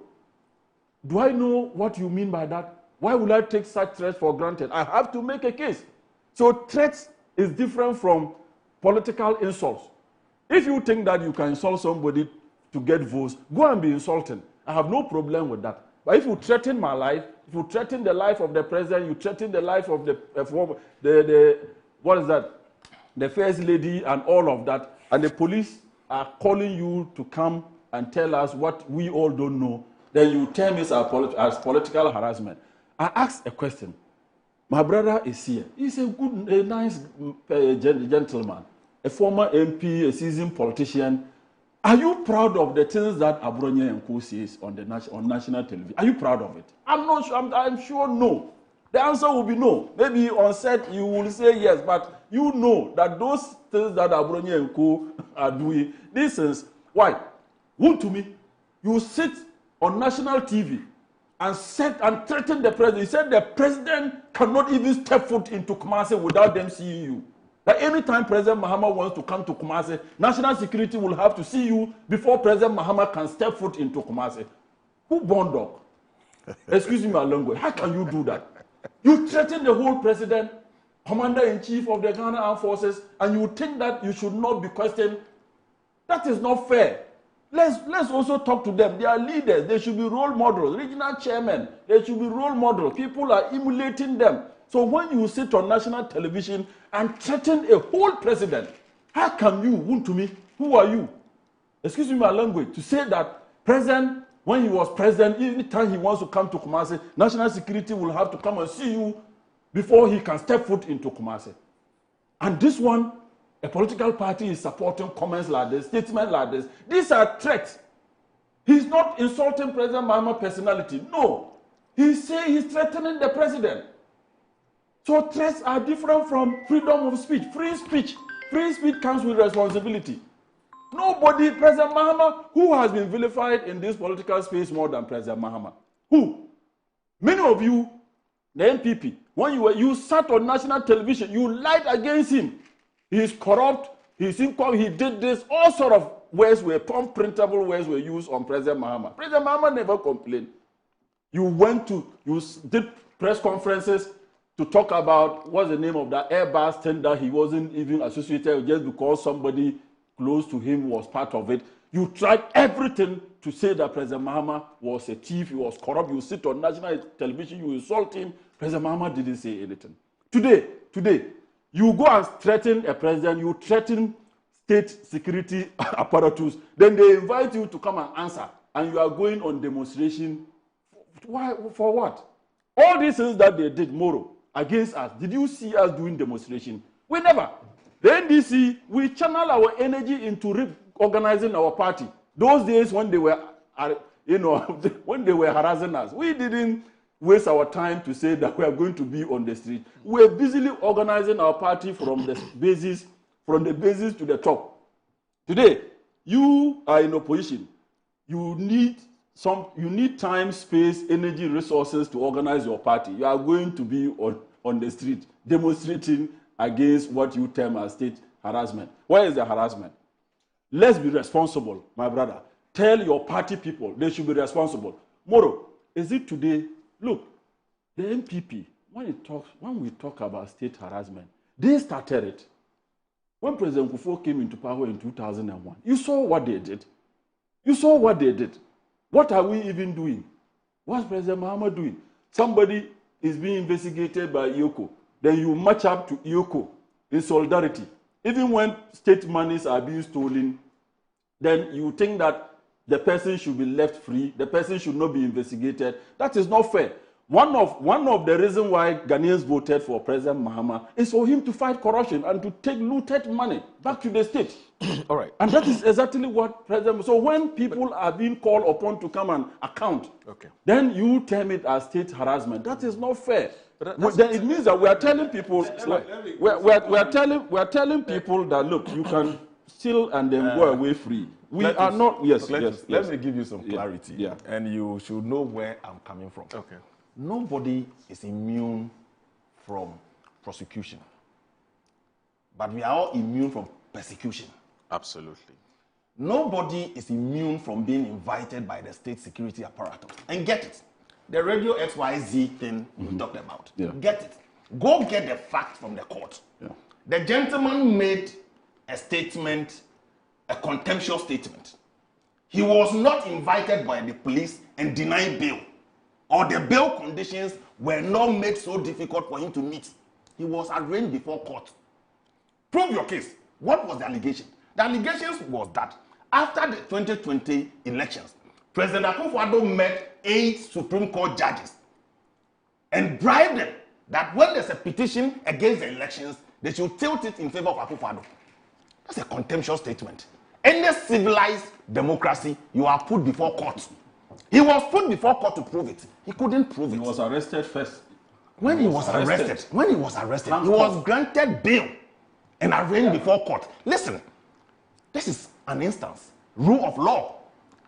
When, say, Obama, the police own statement, the difference here is that you deem somebody capable to assist you in investigations. Do you go to his house and arrest him with a battalion of security apparatus servicemen, handcuff him, take a picture of him, and put it on social media? You went to ransack his home, embarrassed him. What is his crime? To come and assist you in investigations. These two scenarios, are they the same?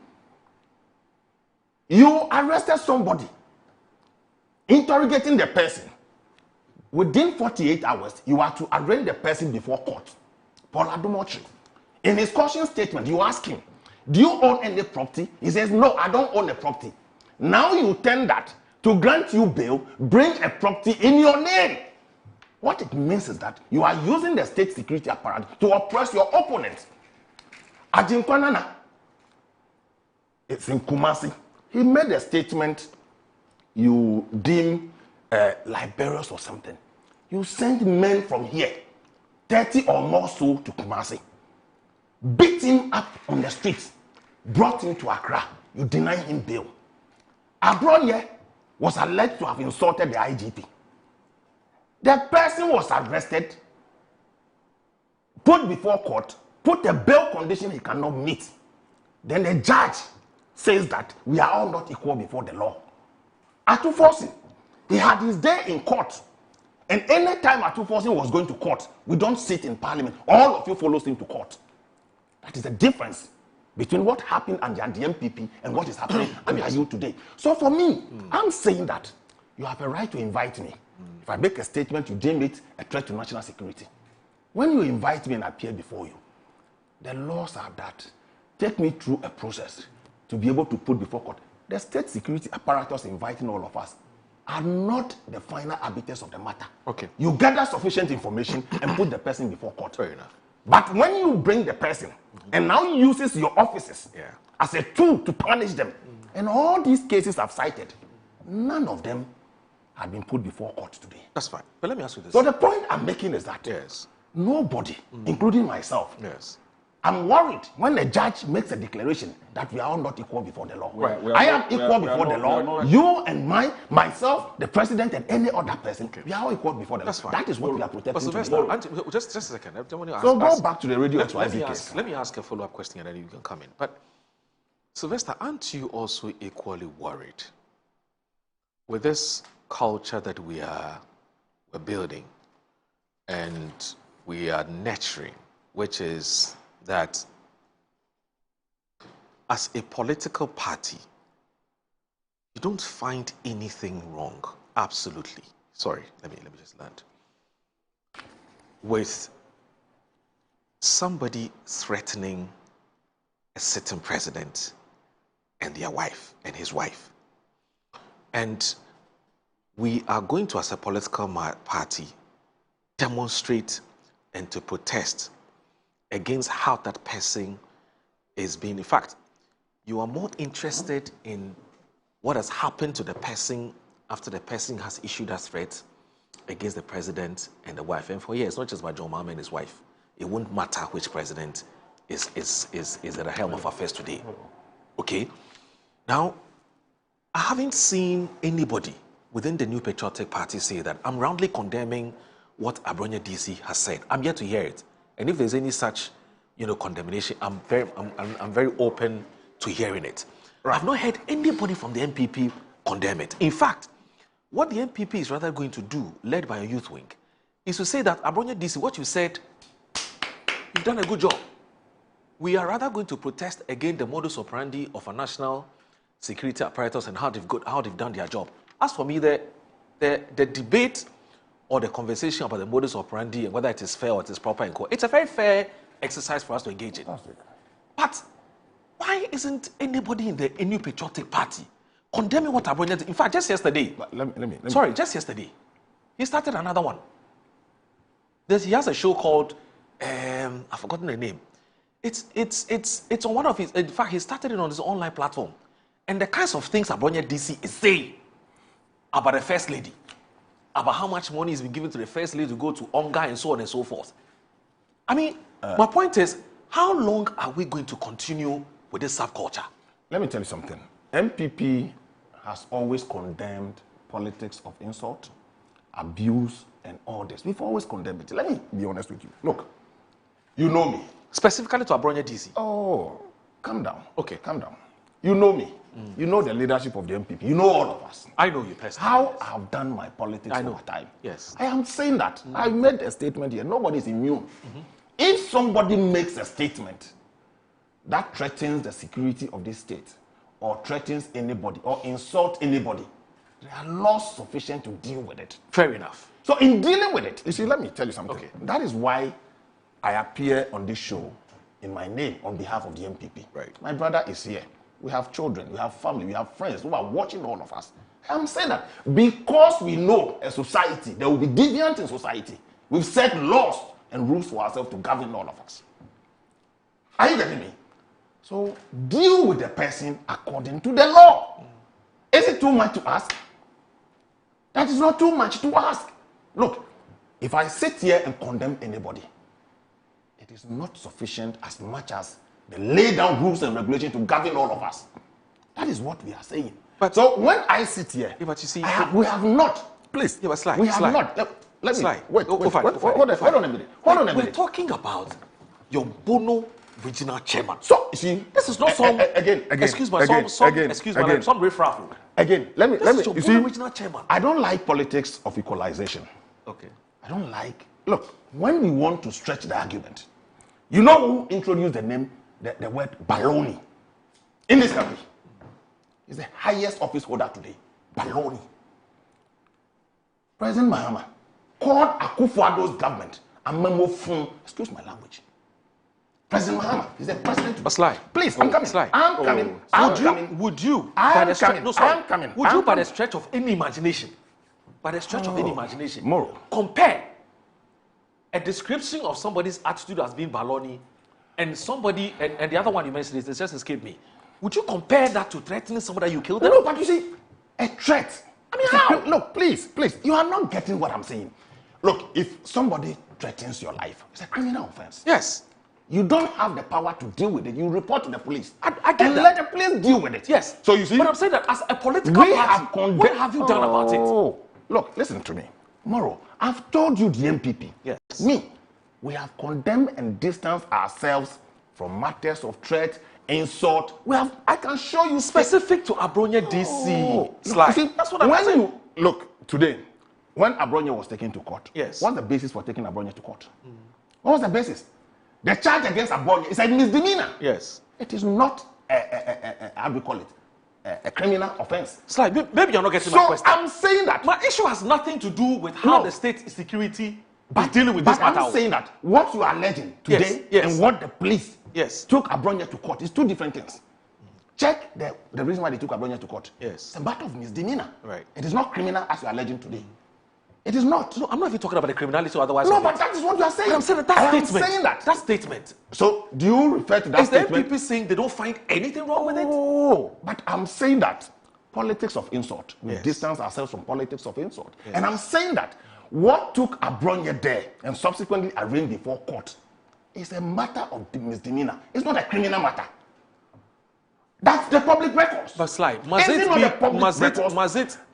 be a criminal matter for you to say that we dissociate ourselves from what Abronya DC has said as a political party that's looking forward to giving another opportunity? Tomorrow, you are saying two things here. Yes. You've alleged that Abronya's statement borders on criminality.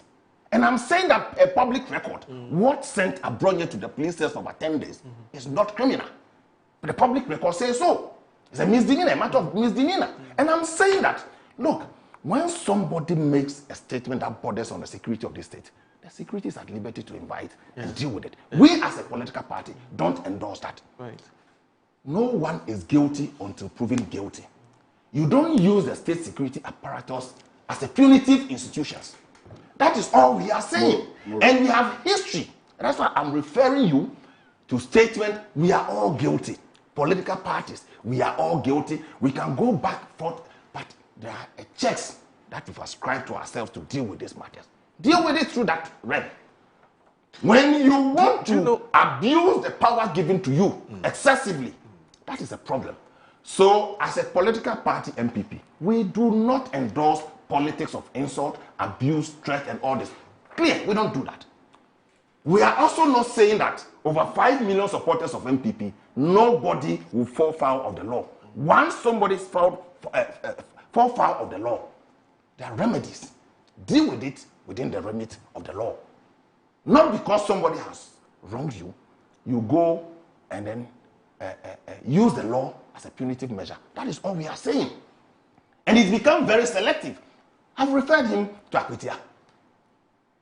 When your minority leader, a chairman of the party, says that if we had met you here, there will be a by-election in your constituency. Have you heard the NDC speak about it? Let me tell you, yesterday, he's a vice chairman of the Foreign Affairs Committee in Parliament.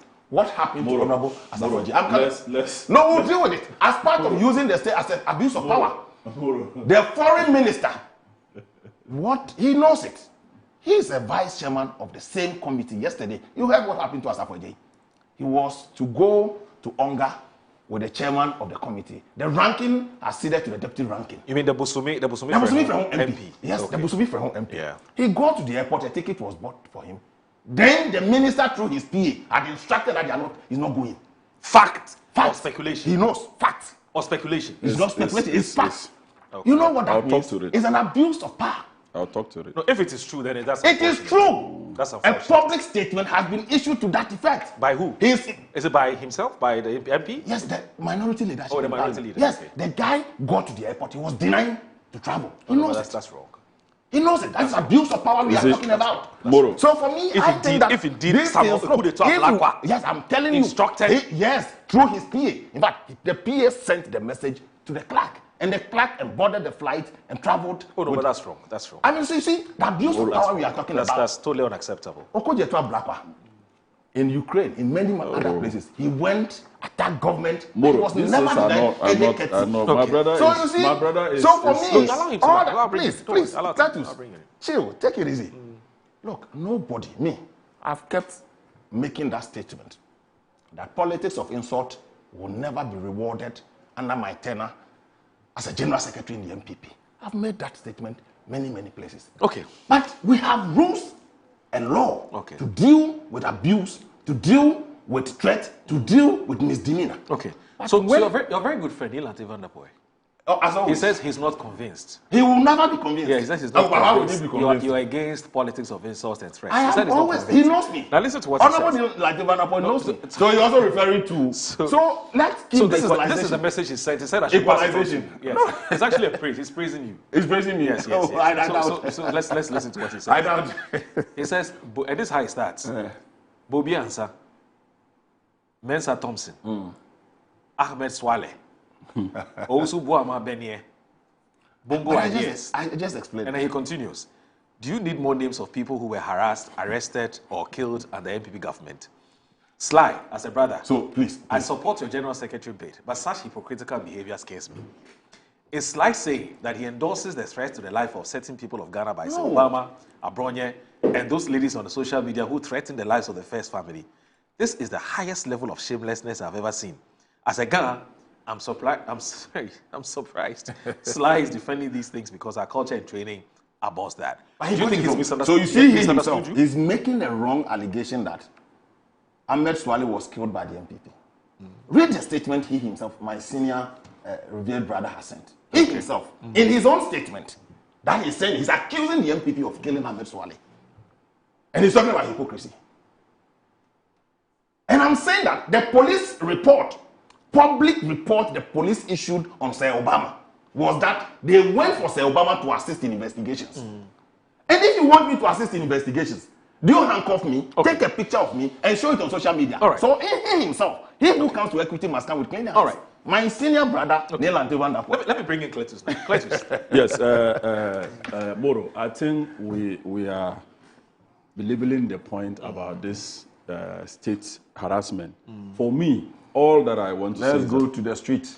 All that I want. Well, the street will not change anything if anybody threatens the life of the president, threaten the life of any citizen at all. We did the confines of the law. Yes, but they are dealing with the issue.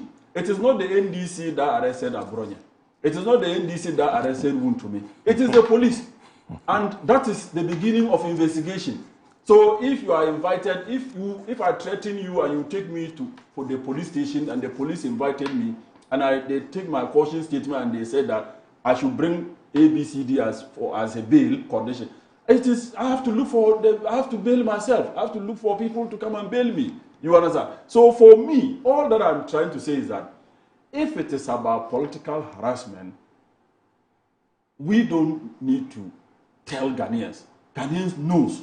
I said, even in church, you people arrested people in churches in this country. So even on a Sunday, a place of worship, you will go there with army cars to arrest people in church. You did all of this in this country. Nobody is complaining. We didn't use Black Maria. Nobody is complaining. It doesn't matter what, even if it's a pickup or whatever, but you went there to arrest people even in a place of worship. You understand? What I'm trying to say is that as for President Mahama, the things MPP said about President Mahama, even Nanado himself, Shamira Baumia, all of them, they made President Mahama look like a schoolboy.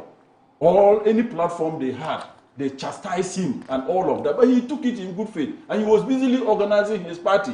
That is what I think you people should be doing, instead of jumping into the street. Keep your party together. It's better that way than what you are going to the street to do. That's all that I'm trying to say. Okay. Let me talk about this Asafo travel issue. What happened was that Parliament is supposed to sponsor a number of us to UNGA. And the ministry too is supposed to sponsor some people, at least some 3, 4. Now, the minister is saying that they don't have much resources to be able to sponsor the number that they had intended to sponsor. So they are releasing Asafo back to the Parliament group. This is what my committee chairman told me. Because I called chairman in the morning when they were at the airport, and I asked chairman, what is happening? I'm hearing ABC. The chairman says, no, that is not the issue. It is not the minister that is saying that Asafo should not travel. Asafo will travel. I'm the one to lead that delegation. So Speaker is supposed to approve our delegation and we'll leave tomorrow. So that I want to correct it. So it's not the minister who has instructed that Asafo should not travel. Ministry of Foreign Affairs said that they cannot finance the 3 people that initially they had wanted to. So because of that, let's release Asafo to be part of the delegation that I will be leading to the United States of America. So that is the issue. That's the issue. You know what? Let me tell don't say anything. I shouldn't say anything. Yes. You see, that is the I have been a vice chairman of a committee before. Yes. So let me tell you, my brother, you see, don't even try to offer explanation. No. The ministry that cannot foot the bill of some number of people was able to foot the bill of a clerk of parliament. Between the clerk of parliament and the deputy ranking and the chairman of the committee, you were able to fund the chairman's travel. No, he's going. Asafaje will still go. You are not getting the Please, yesterday, you know what happened? He had a ticket to travel yesterday. He was dropped on the trip at the airport. They couldn't pay. Somebody had a ticket, but they couldn't pay. You have a ticket, but that could have not. You are not getting. How are you using the ticket? But funding history goes beyond ticket. Let me. Yes. No. I'm talking of funding. The ministry had intended to support or fund 3 people to go. So which people? They couldn't pay for the 3 tickets, so they had to withdraw one. But the man had a ticket. If you want to withdraw, because they didn't pay. If you want to withdraw, the agencies no, we won't be able to support it. So they would please don't do this. You are not like that. No, don't do this. No, I'm telling you. I am in the committee and I'm telling you. I know how committees work. Yes, who paid for the ticket? The one Esafoje had. Yes. Who paid I'm told allegedly the one he had because I can't. He was at the airport. I'm told he was at the airport. This is what he was at the airport. The ministry had intended to pay for the 3. Okay. But they could only mobilize money to pay for 2. So one was withheld. So they released Asafaje back to Parliament group. That's how we believe it. No, I don't understand. Between the man had a ticket. Between the clerk was at the airport. Yes.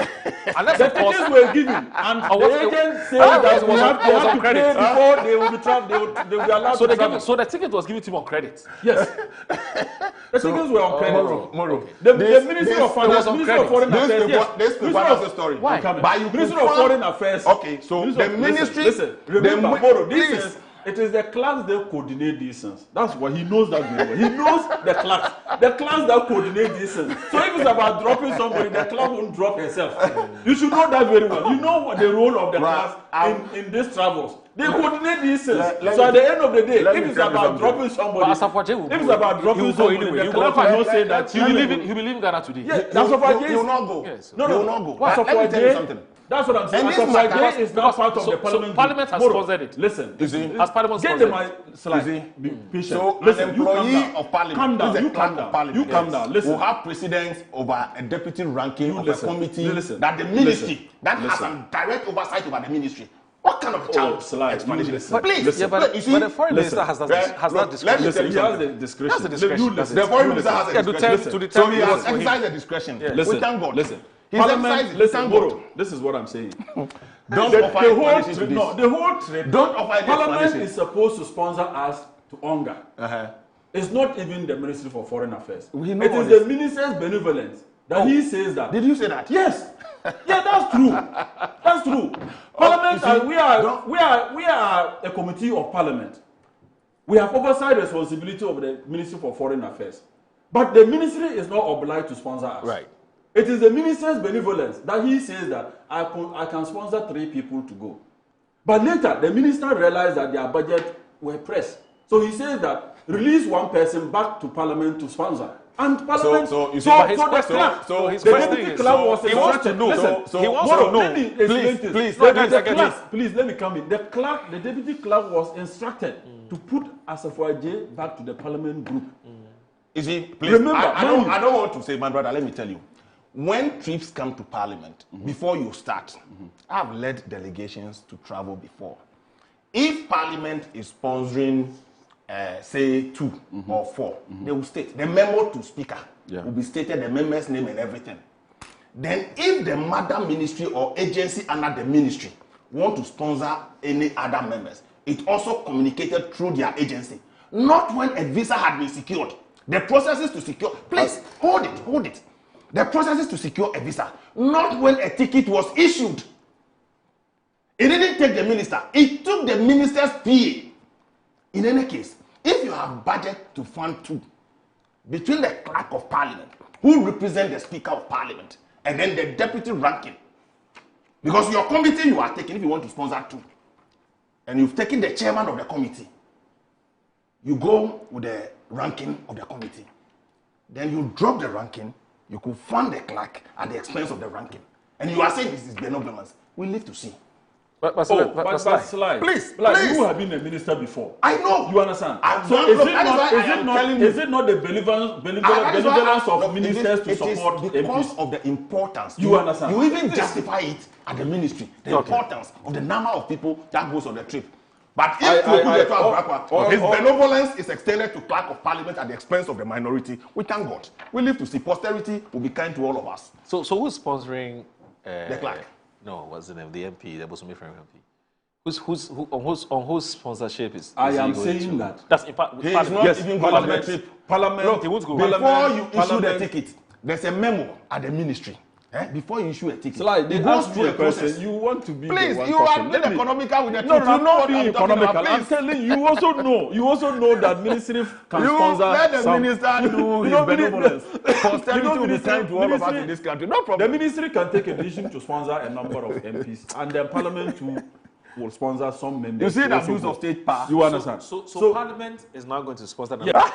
I will show the memo to you. Who signed the memo from the? Who signed the memo? The chairman of the committee. Who signed the memo? But you know how these things are done. Okay. Chairman specifically told me that Vice Asafo J will be part of your delegation. Chairman made this statement to me. Let me drop another information. You can interview the chairman, and the chairman will say this that I'm telling you. Let me drop another information. To his surprise, Abu Jinapo is the ranking of the committee. Yes. They asked that he specifically joined the chairman of the committee to travel way back, and he said he won't be around for the trip, so he nominated the deputy ranking. That's true. The processes and everything were done. Ticket issued.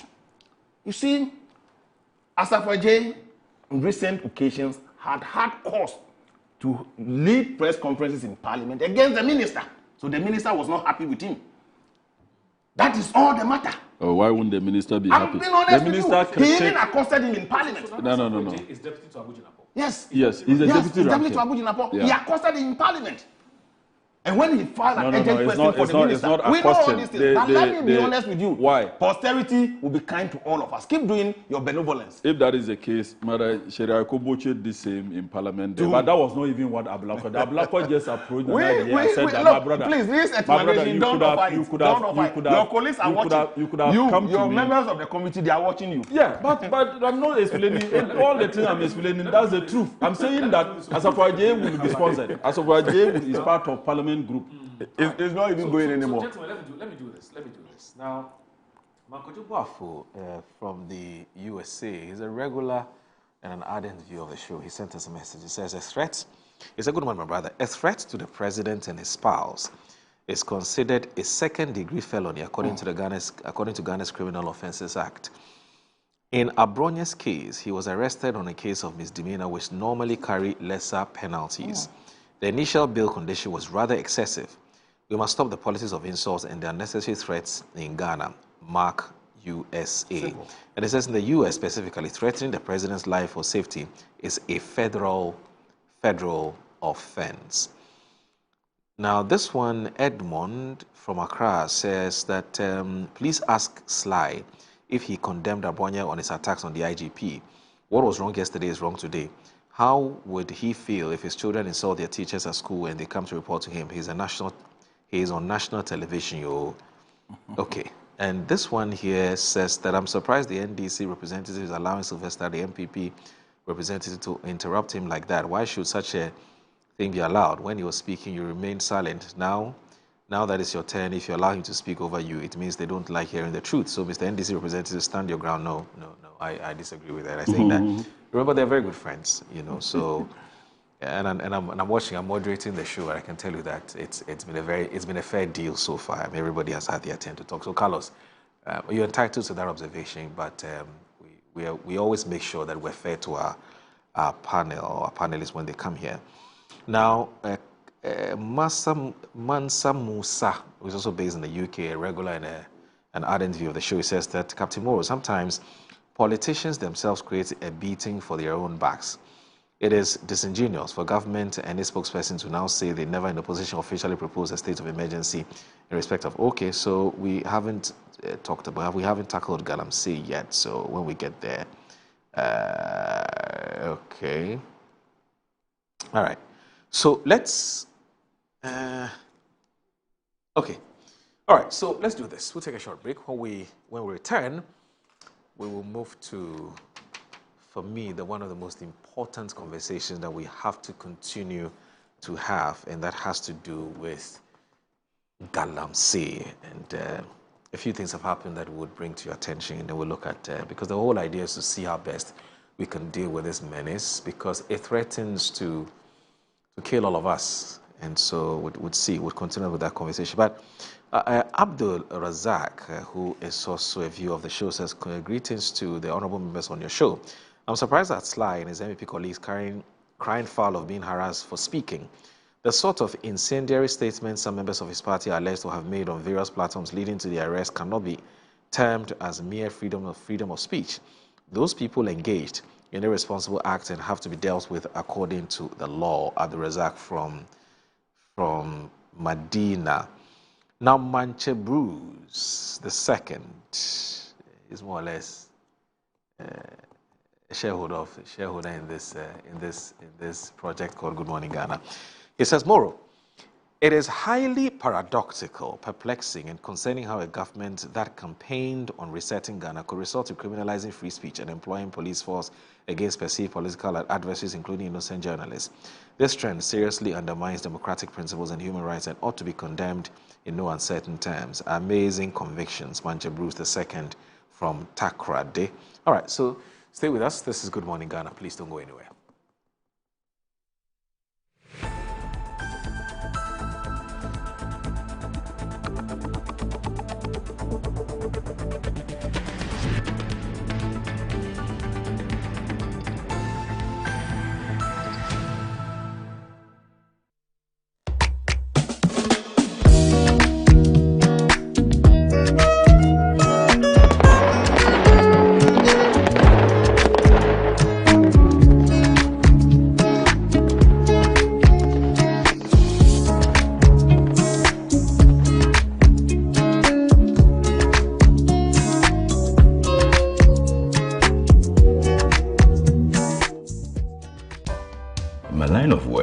Confident smile is everything. Kel Charcoal toothpaste keeps me on top of my game and ensures my smile is always radiant and bright.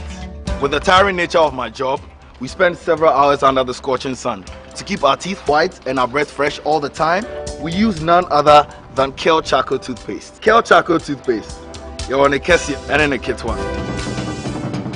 Samayo Kendini, who be here, Semecha Sapapadia to Amame Manfo, Kel Charcoal's natural ingredients, and a bomb is several buying, a man is swing, Nesansu Mama Hotoso, a will beg you. Kel Charcoal toothpaste. Choose Kel Charcoal toothpaste for anti-cavity, whiter teeth, and fresher breath all day. Available in 80 gram and 150 gram. Grab yours today. Kel. Happy smile. This advert is FDA approved. Healthy soil is where every great harvest begins. At ACAP, we turn waste into wealth, producing rich organic compost made right here in Ghana for our farmers and our future. Whether you are planting small or big, ACAP compost improves your soil, boosts your yields, and saves you money. Even in your own home garden, give your soil life naturally. ACAP compost, from waste to wealth.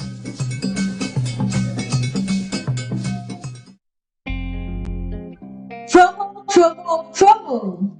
Your most preferred estate partner is given a massive 20% discount on land sale. Yes, for our Founders Day promo, Estate Masters is offering this special discount for outright purchases up till the end of September 2025.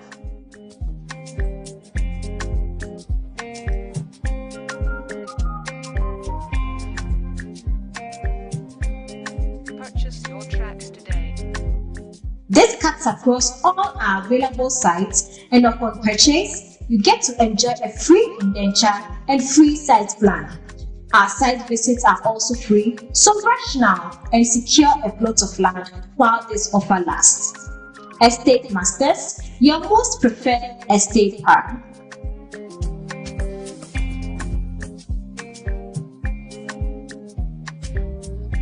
Abedum, time aso. Hey, J. Watch it, na learning. Missy, watch and learn. Mekwaya ma besisia. Abozege. Akache say no ya konate and the more drink woman. Hey. But I didn't mean. Oh, sorry. She knew her old days. Eji. Dabio, baby wom. Ready? Hey, baby wom. Ah, Aji. I'll cause some discomfort. Ah. Sorry, well, uncle, where would I die? Why your funeral? At to phone for Aerofield Trading. Sorry, it killed them all. No mum share nanda danya was mosquito call esudu womunumu. Na say spray with them musa. Try sima edronum ansana ko dynamo. And Kratoi FDA Ajatum.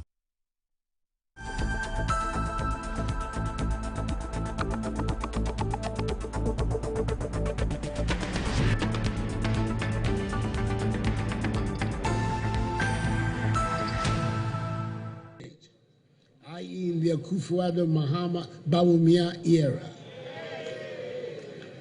That's unforgivable. That's unforgivable. I hope you will allow me to withdraw that statement. I.e. in the Kufuor Mahama Bawumia era. That's unforgivable. That's unforgivable. I hope you will allow me to withdraw that statement. Yeah, you know, you hold it out. Yeah, of course. A penny do some casa. The air cost. Na money na money chia. The air cost. Enko ye. Enko ye. Enko ye. Eti ye candidate new ye.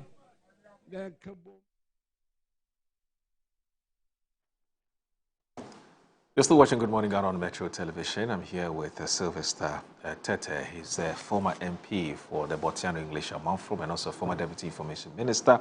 Also with us is Kleto Seydou Dapla. He's MP for Jirapa and also a Deputy Chair, that's Foreign Affairs and Regional Integration. Now let's look at galamsey, and also maybe I can put the two together. So if you look at today's daily guide, it says Nana Jabs Mahama over poor performance. And then also, if you look at the Ghanaian Times, it says annual National Maulid supports galamsey fight, government rallies Muslims. So let me start with this one, with a daily guide from IFJO Ewa. He says former President Nana Addo Dankwa has descended heavily on President John Dramani Mahama's NDC administration, slamming them for poor performance. Now, without mincing words, he stated emphatically that the NDC government is failing woefully to deliver in political office after giving juicy and tempting campaign promises to woo the electors to vote for them in 2024. You have seen it. The NDC government is not performing. Nana Addo Dankwa Akufo-Addo remarked, attracting spontaneous laughter from his audience during the grand opening of the new Patriotic Party Bantama or constituency office in the Ashanti region. According to the former president, the NDC administration clearly doesn't have the wherewithal to lead the country to the promised land, indicating that the MPP stands a chance of booting the NDC out of power in 2028. Nana Addo Dankwa Akufo-Addo was, however, quick to point out to the MPP members and supporters that they need to unite as one family with a common destiny in order to realize their ambition of recapturing power in 2028. He says that the Nana Akufo-Addo's government and that of former President John Ejekon Kufuor performed exceptionally well during their separate tenures in political office. Therefore, the MP has a superior campaign message to win the 2028 elections. Now, in a related asset, which has to do with performance of this government, now, specifically to the fight against galamsey, support galamsey fight, government rallies Muslims, and the story is also here that's on page 12 of today's Ghanaian Times. I'll look at that so we can just zoom straight in and look at the galamsey fights. Now, Benjamin Actin Tete says that the hundreds of Muslims from far and near gathered at the Fadama AstroTurf in Accra on Saturday to participate in this year's annual National Maulid with a call on the citizenry to support President John Dramani Mahama in the fight against illegal small-scale mining, popularly known as galamsey. The event is celebrated annually by the Muslim community in Ghana to celebrate the birth of the Holy Prophet of Muhammad and reflect on his teachings. And then it goes on and on and on and on and on and on and on. Now, addressing the gathering on behalf of President Mahama, Mr. Idrisu said the president was aware of the consequences of illegal small-scale mining and its impact on the livelihood of Ghanaians. According to him, President Mahama was committed to putting in place the needed reforms to help tackle the issue of illegal small-scale mining in the country. Mr. Idrisu said that it was important for Ghanaians to be compassionate and just in the fight against illegal small-scale mining, and therefore urged them to rally their support to President Mahama and the government. All right, so galamsey fight. Remember that must have been on Sunday or so. Was it Sunday? Yes, the director of communications for the Bamia campaign also organized a presser from somewhere, I believe, in the central region, where he took journalists through what he believes is the current state of our water bodies as a result of small-scale illegal mining. And he said this is his evidence based on the response that the Minister of State in charge of government communication has said when he says he wants real evidence to buttress the point that people are making that, look, our water bodies have been destroyed so badly. And so that's exactly what he's doing by taking journalists there. So let's put all of this together, plus Nanado's, verdict on this government that is not performing, and so on and so forth. Yeah, I'll start with you. Yes, thank you so much, Moro, for this platform once again. Moro, I'm surprised that President Nanado will want to criticize President Mahama, and by telling Ghanaians that President Mahama has failed Ghanaians or things are not moving well. And I'm shocked. I'm shocked to my marrow. President Nanado, honestly, in the history of the Fourth Republic, is one president that should not have had the opportunity to govern this country based on his record. Moro, the data is very clear when it comes to his performance and what President Mahama is doing. What is President Nanado saying? That the 8 months government of President Mahama is not doing well. He had 8 years consecutively to rule this country, and his record is, you can't compare it to anything, including his own party. One, President Nanado failed to even manage MPP very well. The MPP disarray that they are in today, it is nobody than Nanado himself. It's Nanado who destroyed the party and destroyed his own government. He could not manage even his party. He couldn't put his party together. He could not put his government together. And today, he has the impetus to criticize President Mahama. Moro, let's look at the data. What was the CD, the exchange, foreign exchange, the rate of depreciation, dollar to the CD? What is his record? What's President Mahama's record? GDP, 23-point-something%. What is President Mahama's record? 11. What is he saying? Fuel. We're buying fuel a liter at almost 17, 18 Ghana cedis. What's the price of a liter of fuel today? What is Nanado saying? Please, he should give us a break. Under him, statutory funds were capped. These assemblies were not getting releases. They were more or less, they were collapsed. No work was going on in the local assemblies. President Mahama is making sure that releases, monthly releases, are being sent to the District Assembly Common Fund. And monies are always released now to assemblies for them to undertake projects. So if you go to many of the assemblies, that is where development are brought to the doorsteps of the people. They are now working. The workers, local government service workers, they are now happy that at least something is happening within their workplaces. Go to health insurance. Statutory release in Moro. When was the last time you heard that service providers were laying their tools? Statutory releases are being done. Monies are being released to NHI, and they are paying service providers. Go to Get Fund. That was capped. It's been uncapped. Get Fund is doing so many projects. Look at the newspapers. Projects are being advertised everywhere. Pre-senior high, that they claim we're coming to cancel it. We've made it better. We made it better. Moro, the students are fed very well today as compared to what they did. Why? Is it not Nanado who went to use so much of our money to dig a hole, the biggest hole in the well, the most expensive hole in the well? Is it not President Nanado? President Mahama will not dream of doing such a thing. If Ghana was President Nanado's business, will he dream of going to do a national cathedral by digging a hole with millions of dollars of Ghanaians' money? He just left office today. He wants to complain that Ghana is not moving in the right direction. If that were to be the case, then he would not even have the opportunity to rule this country for 8 years. So for me, I think that Nanado is daydreaming. Let's spare him. Maybe age is also catching up with him. So let's spare him. But I can tell you that Ghanaians, even if you check Musa Dankwa's research, it tells you that a good percentage of Ghanaians believe that Ghana is moving in the right direction. So it is not for him to come and do this. He should try to, organize his party, the party that he destroyed. Why? We saw what he did in government. All the data, all the economic indicators, prior to Nanado handing over this year, shows that President Mahama is moving this country in the right direction. The data is very positive. Why? Even the dollar that today, people are saying that is around 13, but it's still better than President Nanado's one. It's better than the former regime. We are still keeping the dollar in check than they did. You understand? In the history of their regime, it's under President Mahama that you've seen prices of goods and services being reduced in this country. Because the dollar, we are managing the dollar very well. Right. You understand? So all that I'm trying to say is that President Nanado didn't do any good job as president. Okay. If you want to compare him to Rawlings, you want to compare him to Kufuor, you want to compare him to President Mills of blessed memory, if you want to compare him to the current president, I tell you that he's the least. His own party people knows that.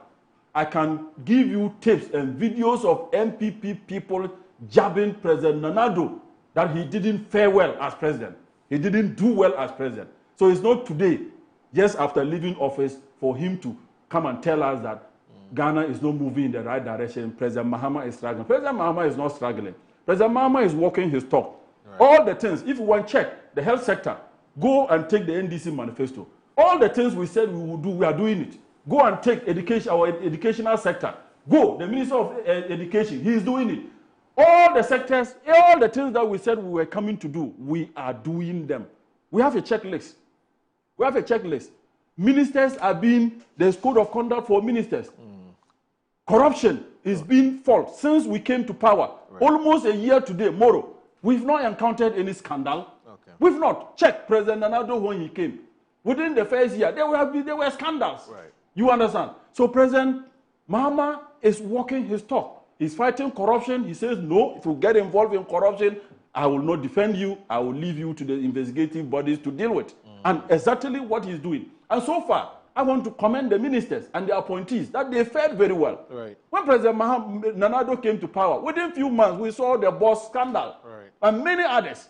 You understand? Okay. We haven't experienced any scandal so far. So we should commend the president. Okay. He should have been commending president. He should have, I'm sure, by now, he's regretting looking at president. And many MPP people have come out to say that they didn't know that a president can come and govern Ghana the way Mahama is governing this country. Okay. They thought that Nanado honestly didn't do a good job. So people are his own party people. Okay. So for me, Moro, let's speak to data. Today, I said inflation. What was it? Okay. What was inflation? GDP. What was it? Foreign exchange rate. What was the percentage? Right. Those are the things. They always want data. So let's speak to data. And if we are to speak to data, President Mahama is excellent than what Nanado did. All right. Fight against galamsey. Yes. Moro, let's don't be hypocritical when it comes to the fight against galamsey. The MPP opened up the floodgates for these galamsey menace in this country. They opened the floodgates. Why am I saying that? From 1988, galamsey is an old age thing that has been with us. Okay? Small-scale mining licenses. Between 1988 to 2008, 40 licenses were issued. Then between 2009 to 2016, 59 licenses were issued. They came to power 2017 to 2025. They issued 2,151 licenses. They polarized, they made it fatal for people to do galamsey in this country. And today, you couldn't fight it in 8 years. You are asking a president to use 6 months, 8 months to deal with the menace. No, it cannot. We are walking our talk in our fight against galamsey. But Cletus, how does issuing a lot of licenses to people to go and mine cause galamsey? Yes, it's a lot. Moro. Most of this, let me tell you, most of these small-scale licenses that were issued, they are the same people who were into galamsey. That's why Wuntumi is under investigation. Akonta mining, he claimed he had licenses, yet he gave concessions to Chinese people to be doing mining. That's galamsey. That's illegal mining. You understand? So I'm saying that they polarized, they made the grounds fertile for this galamsey business to strike. Moro, let's be very fair. When did we start having this galamsey menace in these high levels that we are experiencing today? When? It's under President Nanado's watch. It's under President Nanado's watch. You understand? So for me, even if you want to talk about it, let's go and talk about Frimpong Boateng report. If you go to Frimpong Boateng report, it tells you that Nanado fought galamsey with lip service. Because you form an interministerial task committee to fight illegal mining. They brought their report, you rubbish their report because many of your people in government were complicit. So he didn't have the balls to fight galamsey. He even put his presidency under line and he left. He never resigned when he couldn't deal with the galamsey menace. Just recently, President Mahama visited some galamsey site to see for himself. And Nanaado never did that. And I'm telling you that the fight against galamsey, we are seriously about it. We are very serious in dealing with the galamsey menace. You understand? When we came into power, 14 forests were being held by galamseyers. We fought and took over 9 out of the 14. It didn't happen under us. It was under their watch that galamseyers invaded 14 forest reserves. When we came, because of our resilience in fighting galamsey. Because I don't want us to go past this and to try and basically get the context of the statement you made about Akufo-Addo saying that he was going to put his presidency on the line in fighting galamsey. Yes. We have a video for you. Okay. And, yes, we have a video for you. Let's watch this video before we continue. Galamsey matter, which has risen a lot in Ghana today. In the last election, in the mining districts of the country, the MPP did very badly. Largely because the NDC presidential candidate and the party had gone around the mining areas and saying that the policy that I was implementing of trying to stop galamsey would be reversed when he came to power, and that those who were already in jail for offenses, the galamsey offenses, all of them would be amnestied. When I said I was putting my presidency on the line, that's what I meant. That I was prepared to take the political risk involved in trying to deal with this galamsey phenomenon. The result, of course, was that the mining districts, especially in the western region, all of them, including almost, nearly, even Takwa, was lost to the MPP. That is what I meant when I said I'm putting my presidency on the line. That I was prepared to take the political risk involved in coming to grips with this problem. Today, he's saying that no, he doesn't believe in jailing, that he's against galamsey, that he will enforce the law. So once again, we have to ask ourselves, Mr. J.M., where do you stand? What are you telling the people of Ghana? Because every time you speak from one corner of your mouth and you speak from another corner of your mouth. Let us hear from you direct, straight up, what do you stand for? We need to know. The candidate, the MPP presidential candidate, has gone on record as saying that as far as he's concerned, he is prepared to sign a pact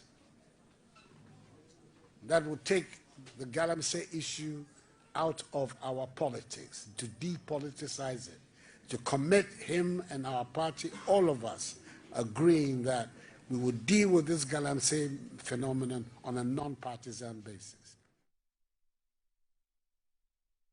Cletus, what do you have to say about what the former president has just said? So, Moro, what I'm trying to say is that we have a menace on our hand. We have a challenge in this galamsey issue. Then you have a government that ruled for 8 years. And even it's under their watch that galamsey saw so unprecedented, which they all know. You couldn't deal with it. To the extent that you form an interministerial task committee to deal with the matter and ended up poo-pooing the report being presented to you by the chairman, the Venerable Professor Frimpong Boateng.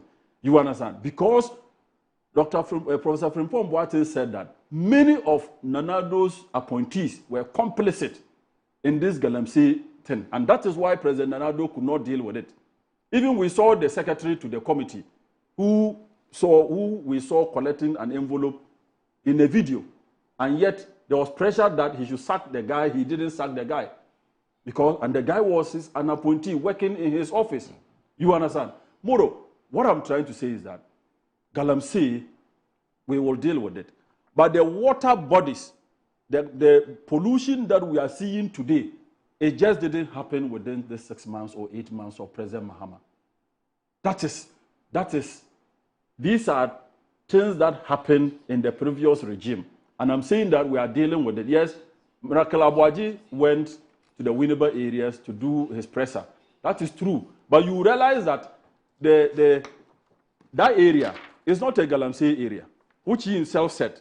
The water is coming from somewhere. So it is good he's done his presser.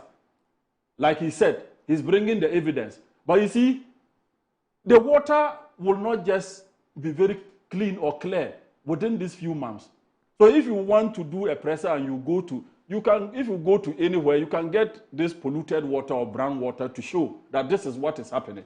We are not saying that we are out of the woods. We are not saying that we've dealt with the issue. No, that's not what we are saying. But we are saying that if you have evidence where people are doing galamsey, he even got Felix Kwachi wrong. Felix Kwachi said that if you have evidence of where galamseyers are, bring the evidence, we'll deal with them. You went to a place where there are no galamseyers because water is flowing from somewhere, then you come to claim that there is galamsey ongoing. That is not what Felix Kwachi is asking from the public. So Miracle Abuachi got it wrong.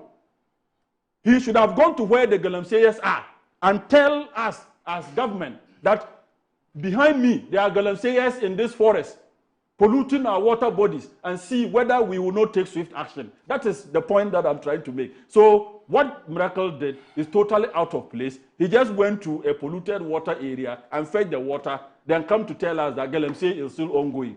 Felix Kwachi said that, give us evidence where these people are, because we are ready to combat it.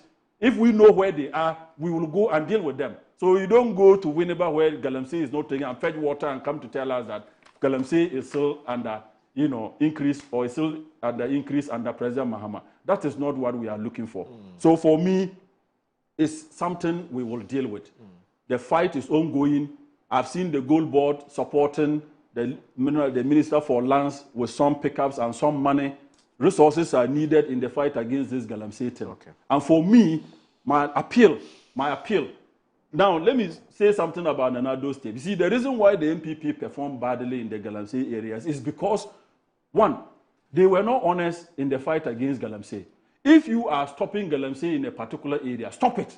But if you let your party people to be doing it and some people should not do it, then those people will vote against you. So this thing is a warning to the living.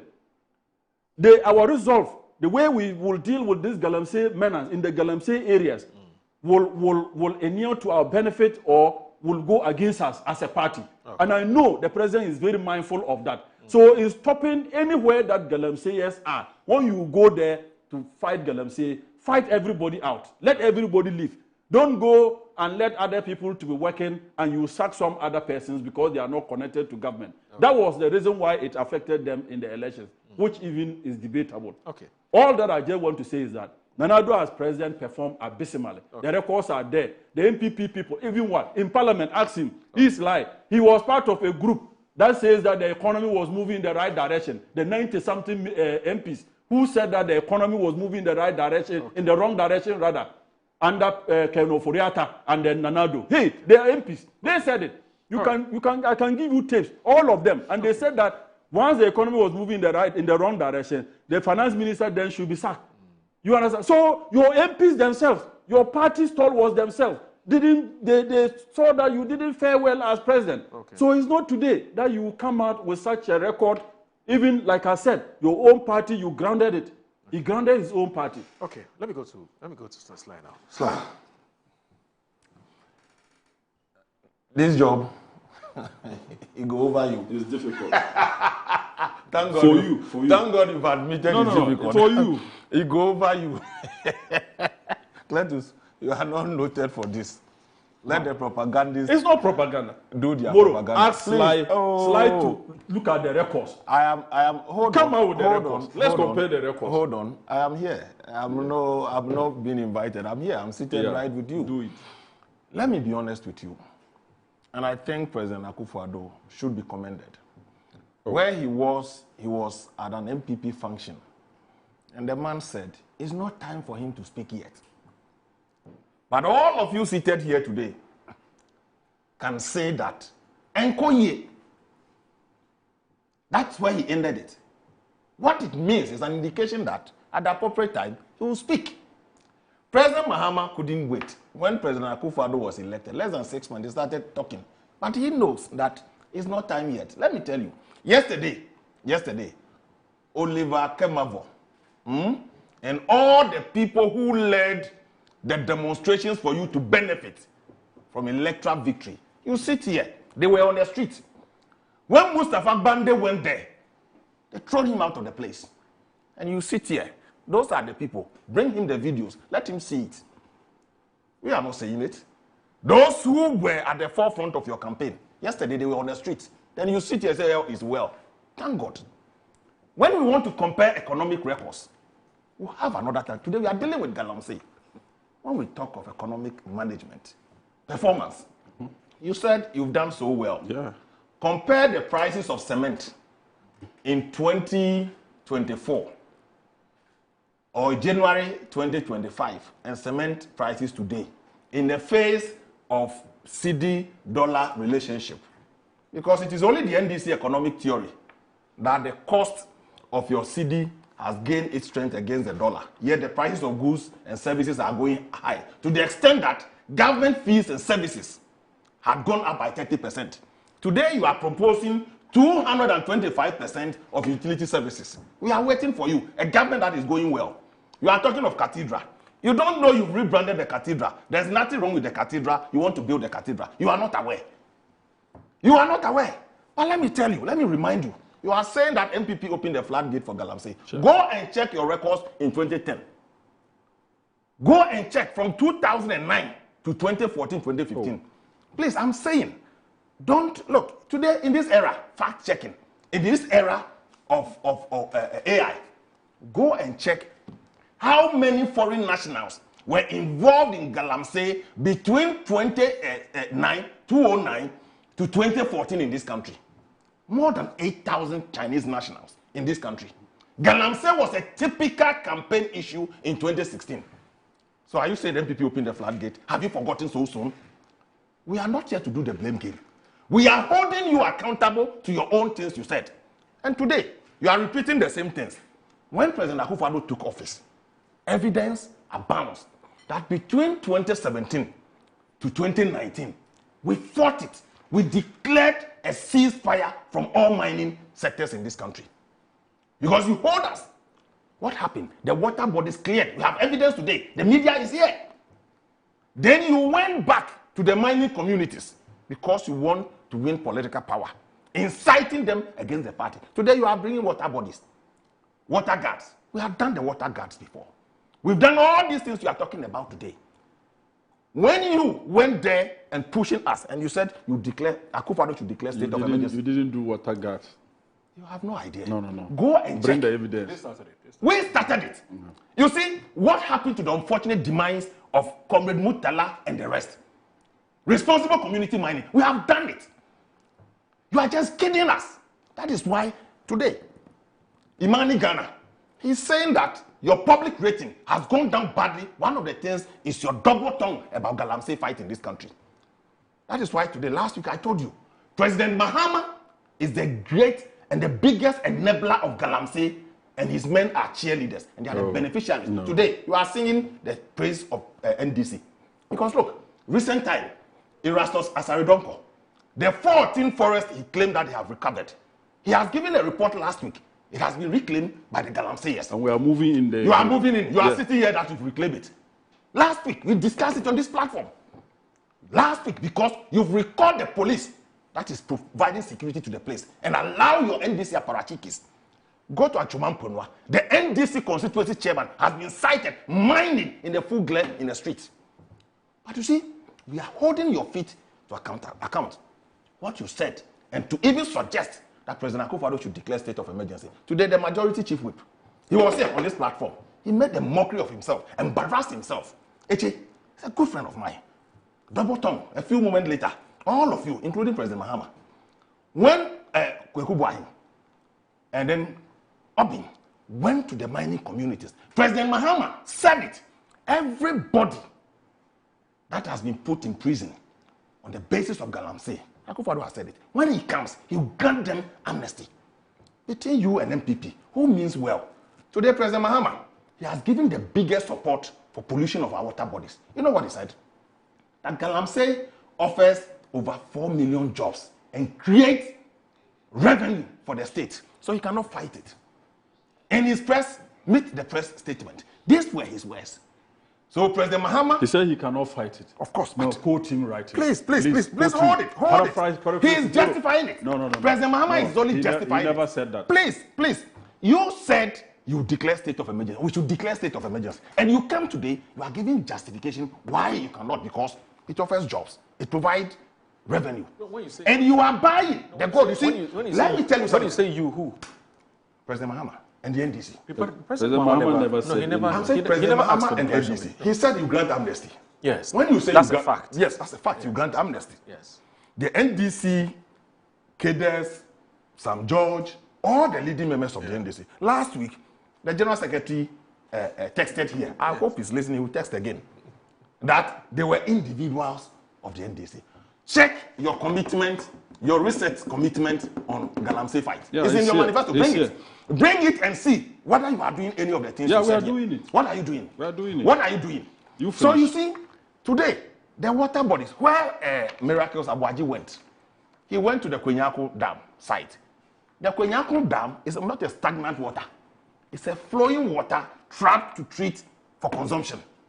So whatever activity is done anywhere, it comes to settle at the treatment center. So when he gets to Kwenyako and said, this is what they are treating for you, on the basis of that, don't forget, Ghana Water has threatened that they will close down Kwenyako Dam water treatment center because it has been destroyed beyond. Now it is no longer a dirty water.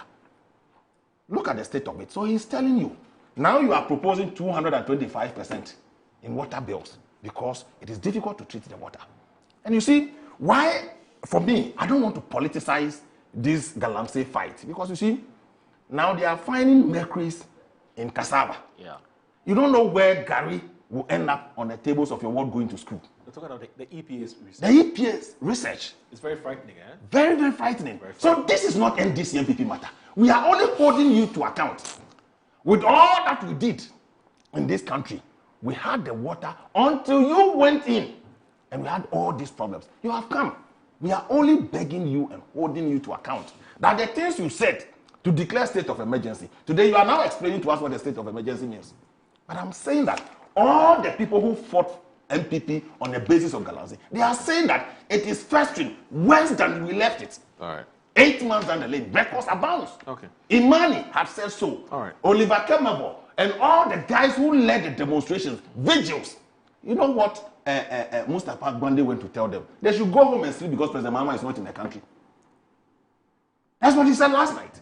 So, Cletus, this galamsey matter, it is not MPP, it should not be treated as such. Okay. And me, Sylvester Tete here, I will not take a political advantage of a situation when it will not benefit our health.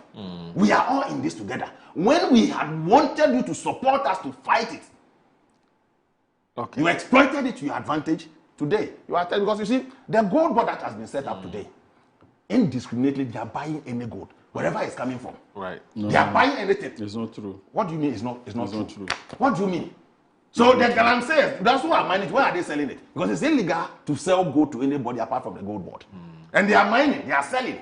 Okay. So if they are not selling, you've set up an institutionalized galamsey today. Gold buy gold from any.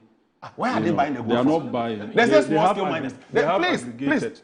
Gold board is the not buying aggregators, where do they go? They are not buying but they license them. The aggregators, are they not the people who license them? They are not buying. They license them to go and buy the gold. Where do they buy the gold from?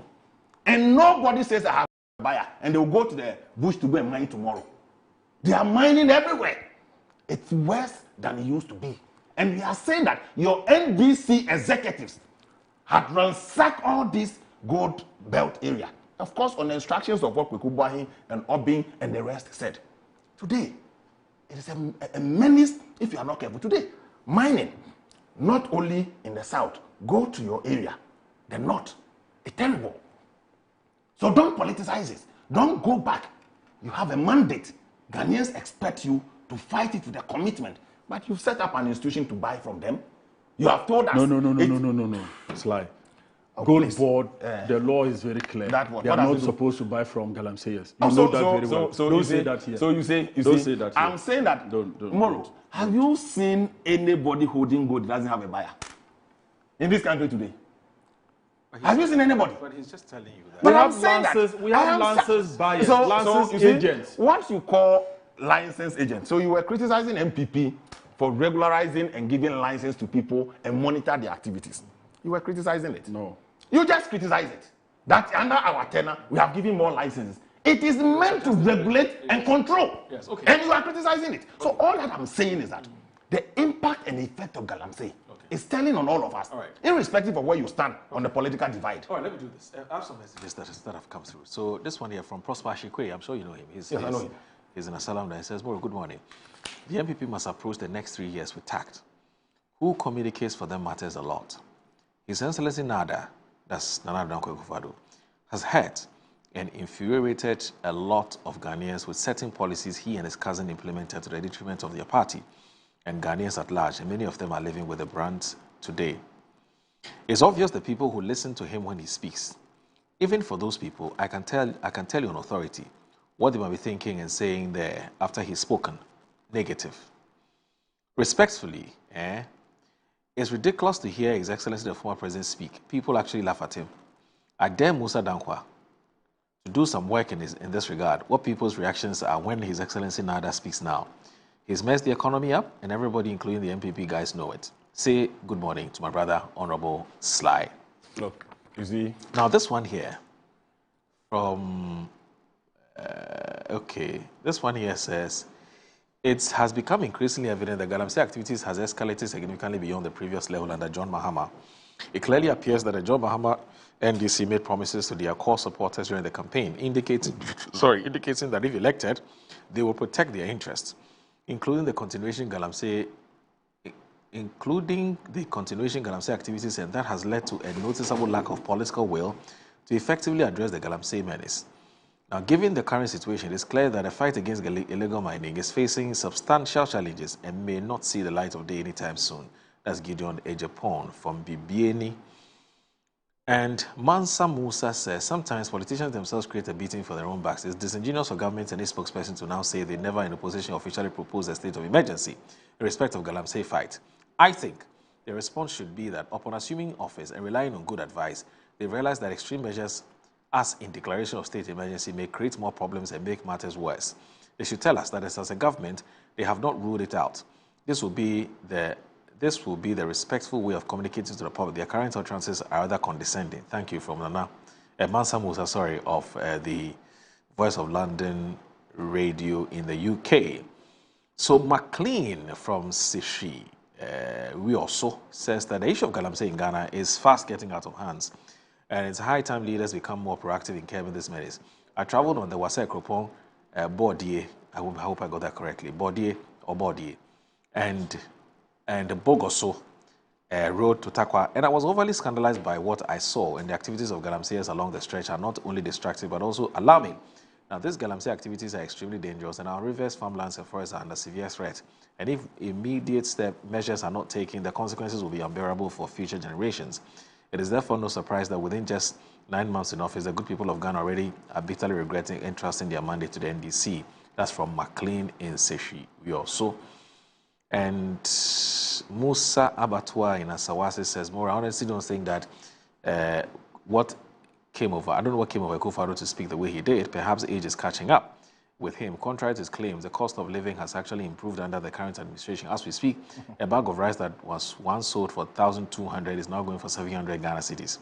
Access to basic amenities and quality health services has also been made more affordable to citizens. So what exactly is he talking about? Or maybe he was referring to the Cosmokaya Republic. We never imagined would see a leader bring the cedi from 17 to the dollar to down to 11 to the dollar. No, it's no more. He's no more 11. My greetings to Chief of Staff Julius Deborah. And let me do this. Okay. So Benedict Shen is watching us on YouTube. He says, "Thank you, Moro. You show the good morals you grew up with. God bless you, Benedict." All right, thank you very much. Now, Musa Yusuf. Musa, oh, this man is also, I've read this one already, but he's watching us on Facebook. So it's pretty much the same. Oh, okay. Everyone who appears to be involved in the hate speech must be dealt with. Abronye is not above the law. Demonstration is a civic right of every citizen, and I have no problem with people exercising that right. However, it must be done genuinely, not as an agenda to create needless dissatisfaction towards the government or plunge the state into confusion in the name of democracy. That's Musa. And then Zigma is watching us on YouTube, says misdemeanor is a crime, albeit minor infractions of the law. That's from Zigma. And then, right, so let's use the last 1 minute we have to just catch a glimpse of what's happening with the MPP's demonstration. Yes, those are some shots of the ongoing demonstration. Yes. Yeah. Okay. It looks like a well-attended demo, isn't it? It looks like one. Anyway, so gentlemen, I want to thank you very much. No, our time is up, unfortunately. Yes. Our time is up. Otherwise, it'll take us off. You know, our conversations will never end because we always have a lot to say. But Sylvester, I want to thank you so very much. And I always wish you well. I mean, I think that you won't be a bad General Secretary at all. So I want to thank you very much for joining us this morning. Sylvester Tetete is a former Deputy Information Minister and also a former MP for Botsiano English Amount from. He's a fantastic gentleman, trust me. And also, Cletus Sedo Dapla is MP for Jirapa, and also the Deputy Chair, Foreign Affairs and Regional Integration Committee of Parliament. My name is Aldo. Thanks for watching Good Morning Ghana. Assalamu alaikum wa rahmatullahi ta'ala wa barakatuh. Have a wonderful day. Thanks for watching Good Morning Ghana once again. Bye-bye.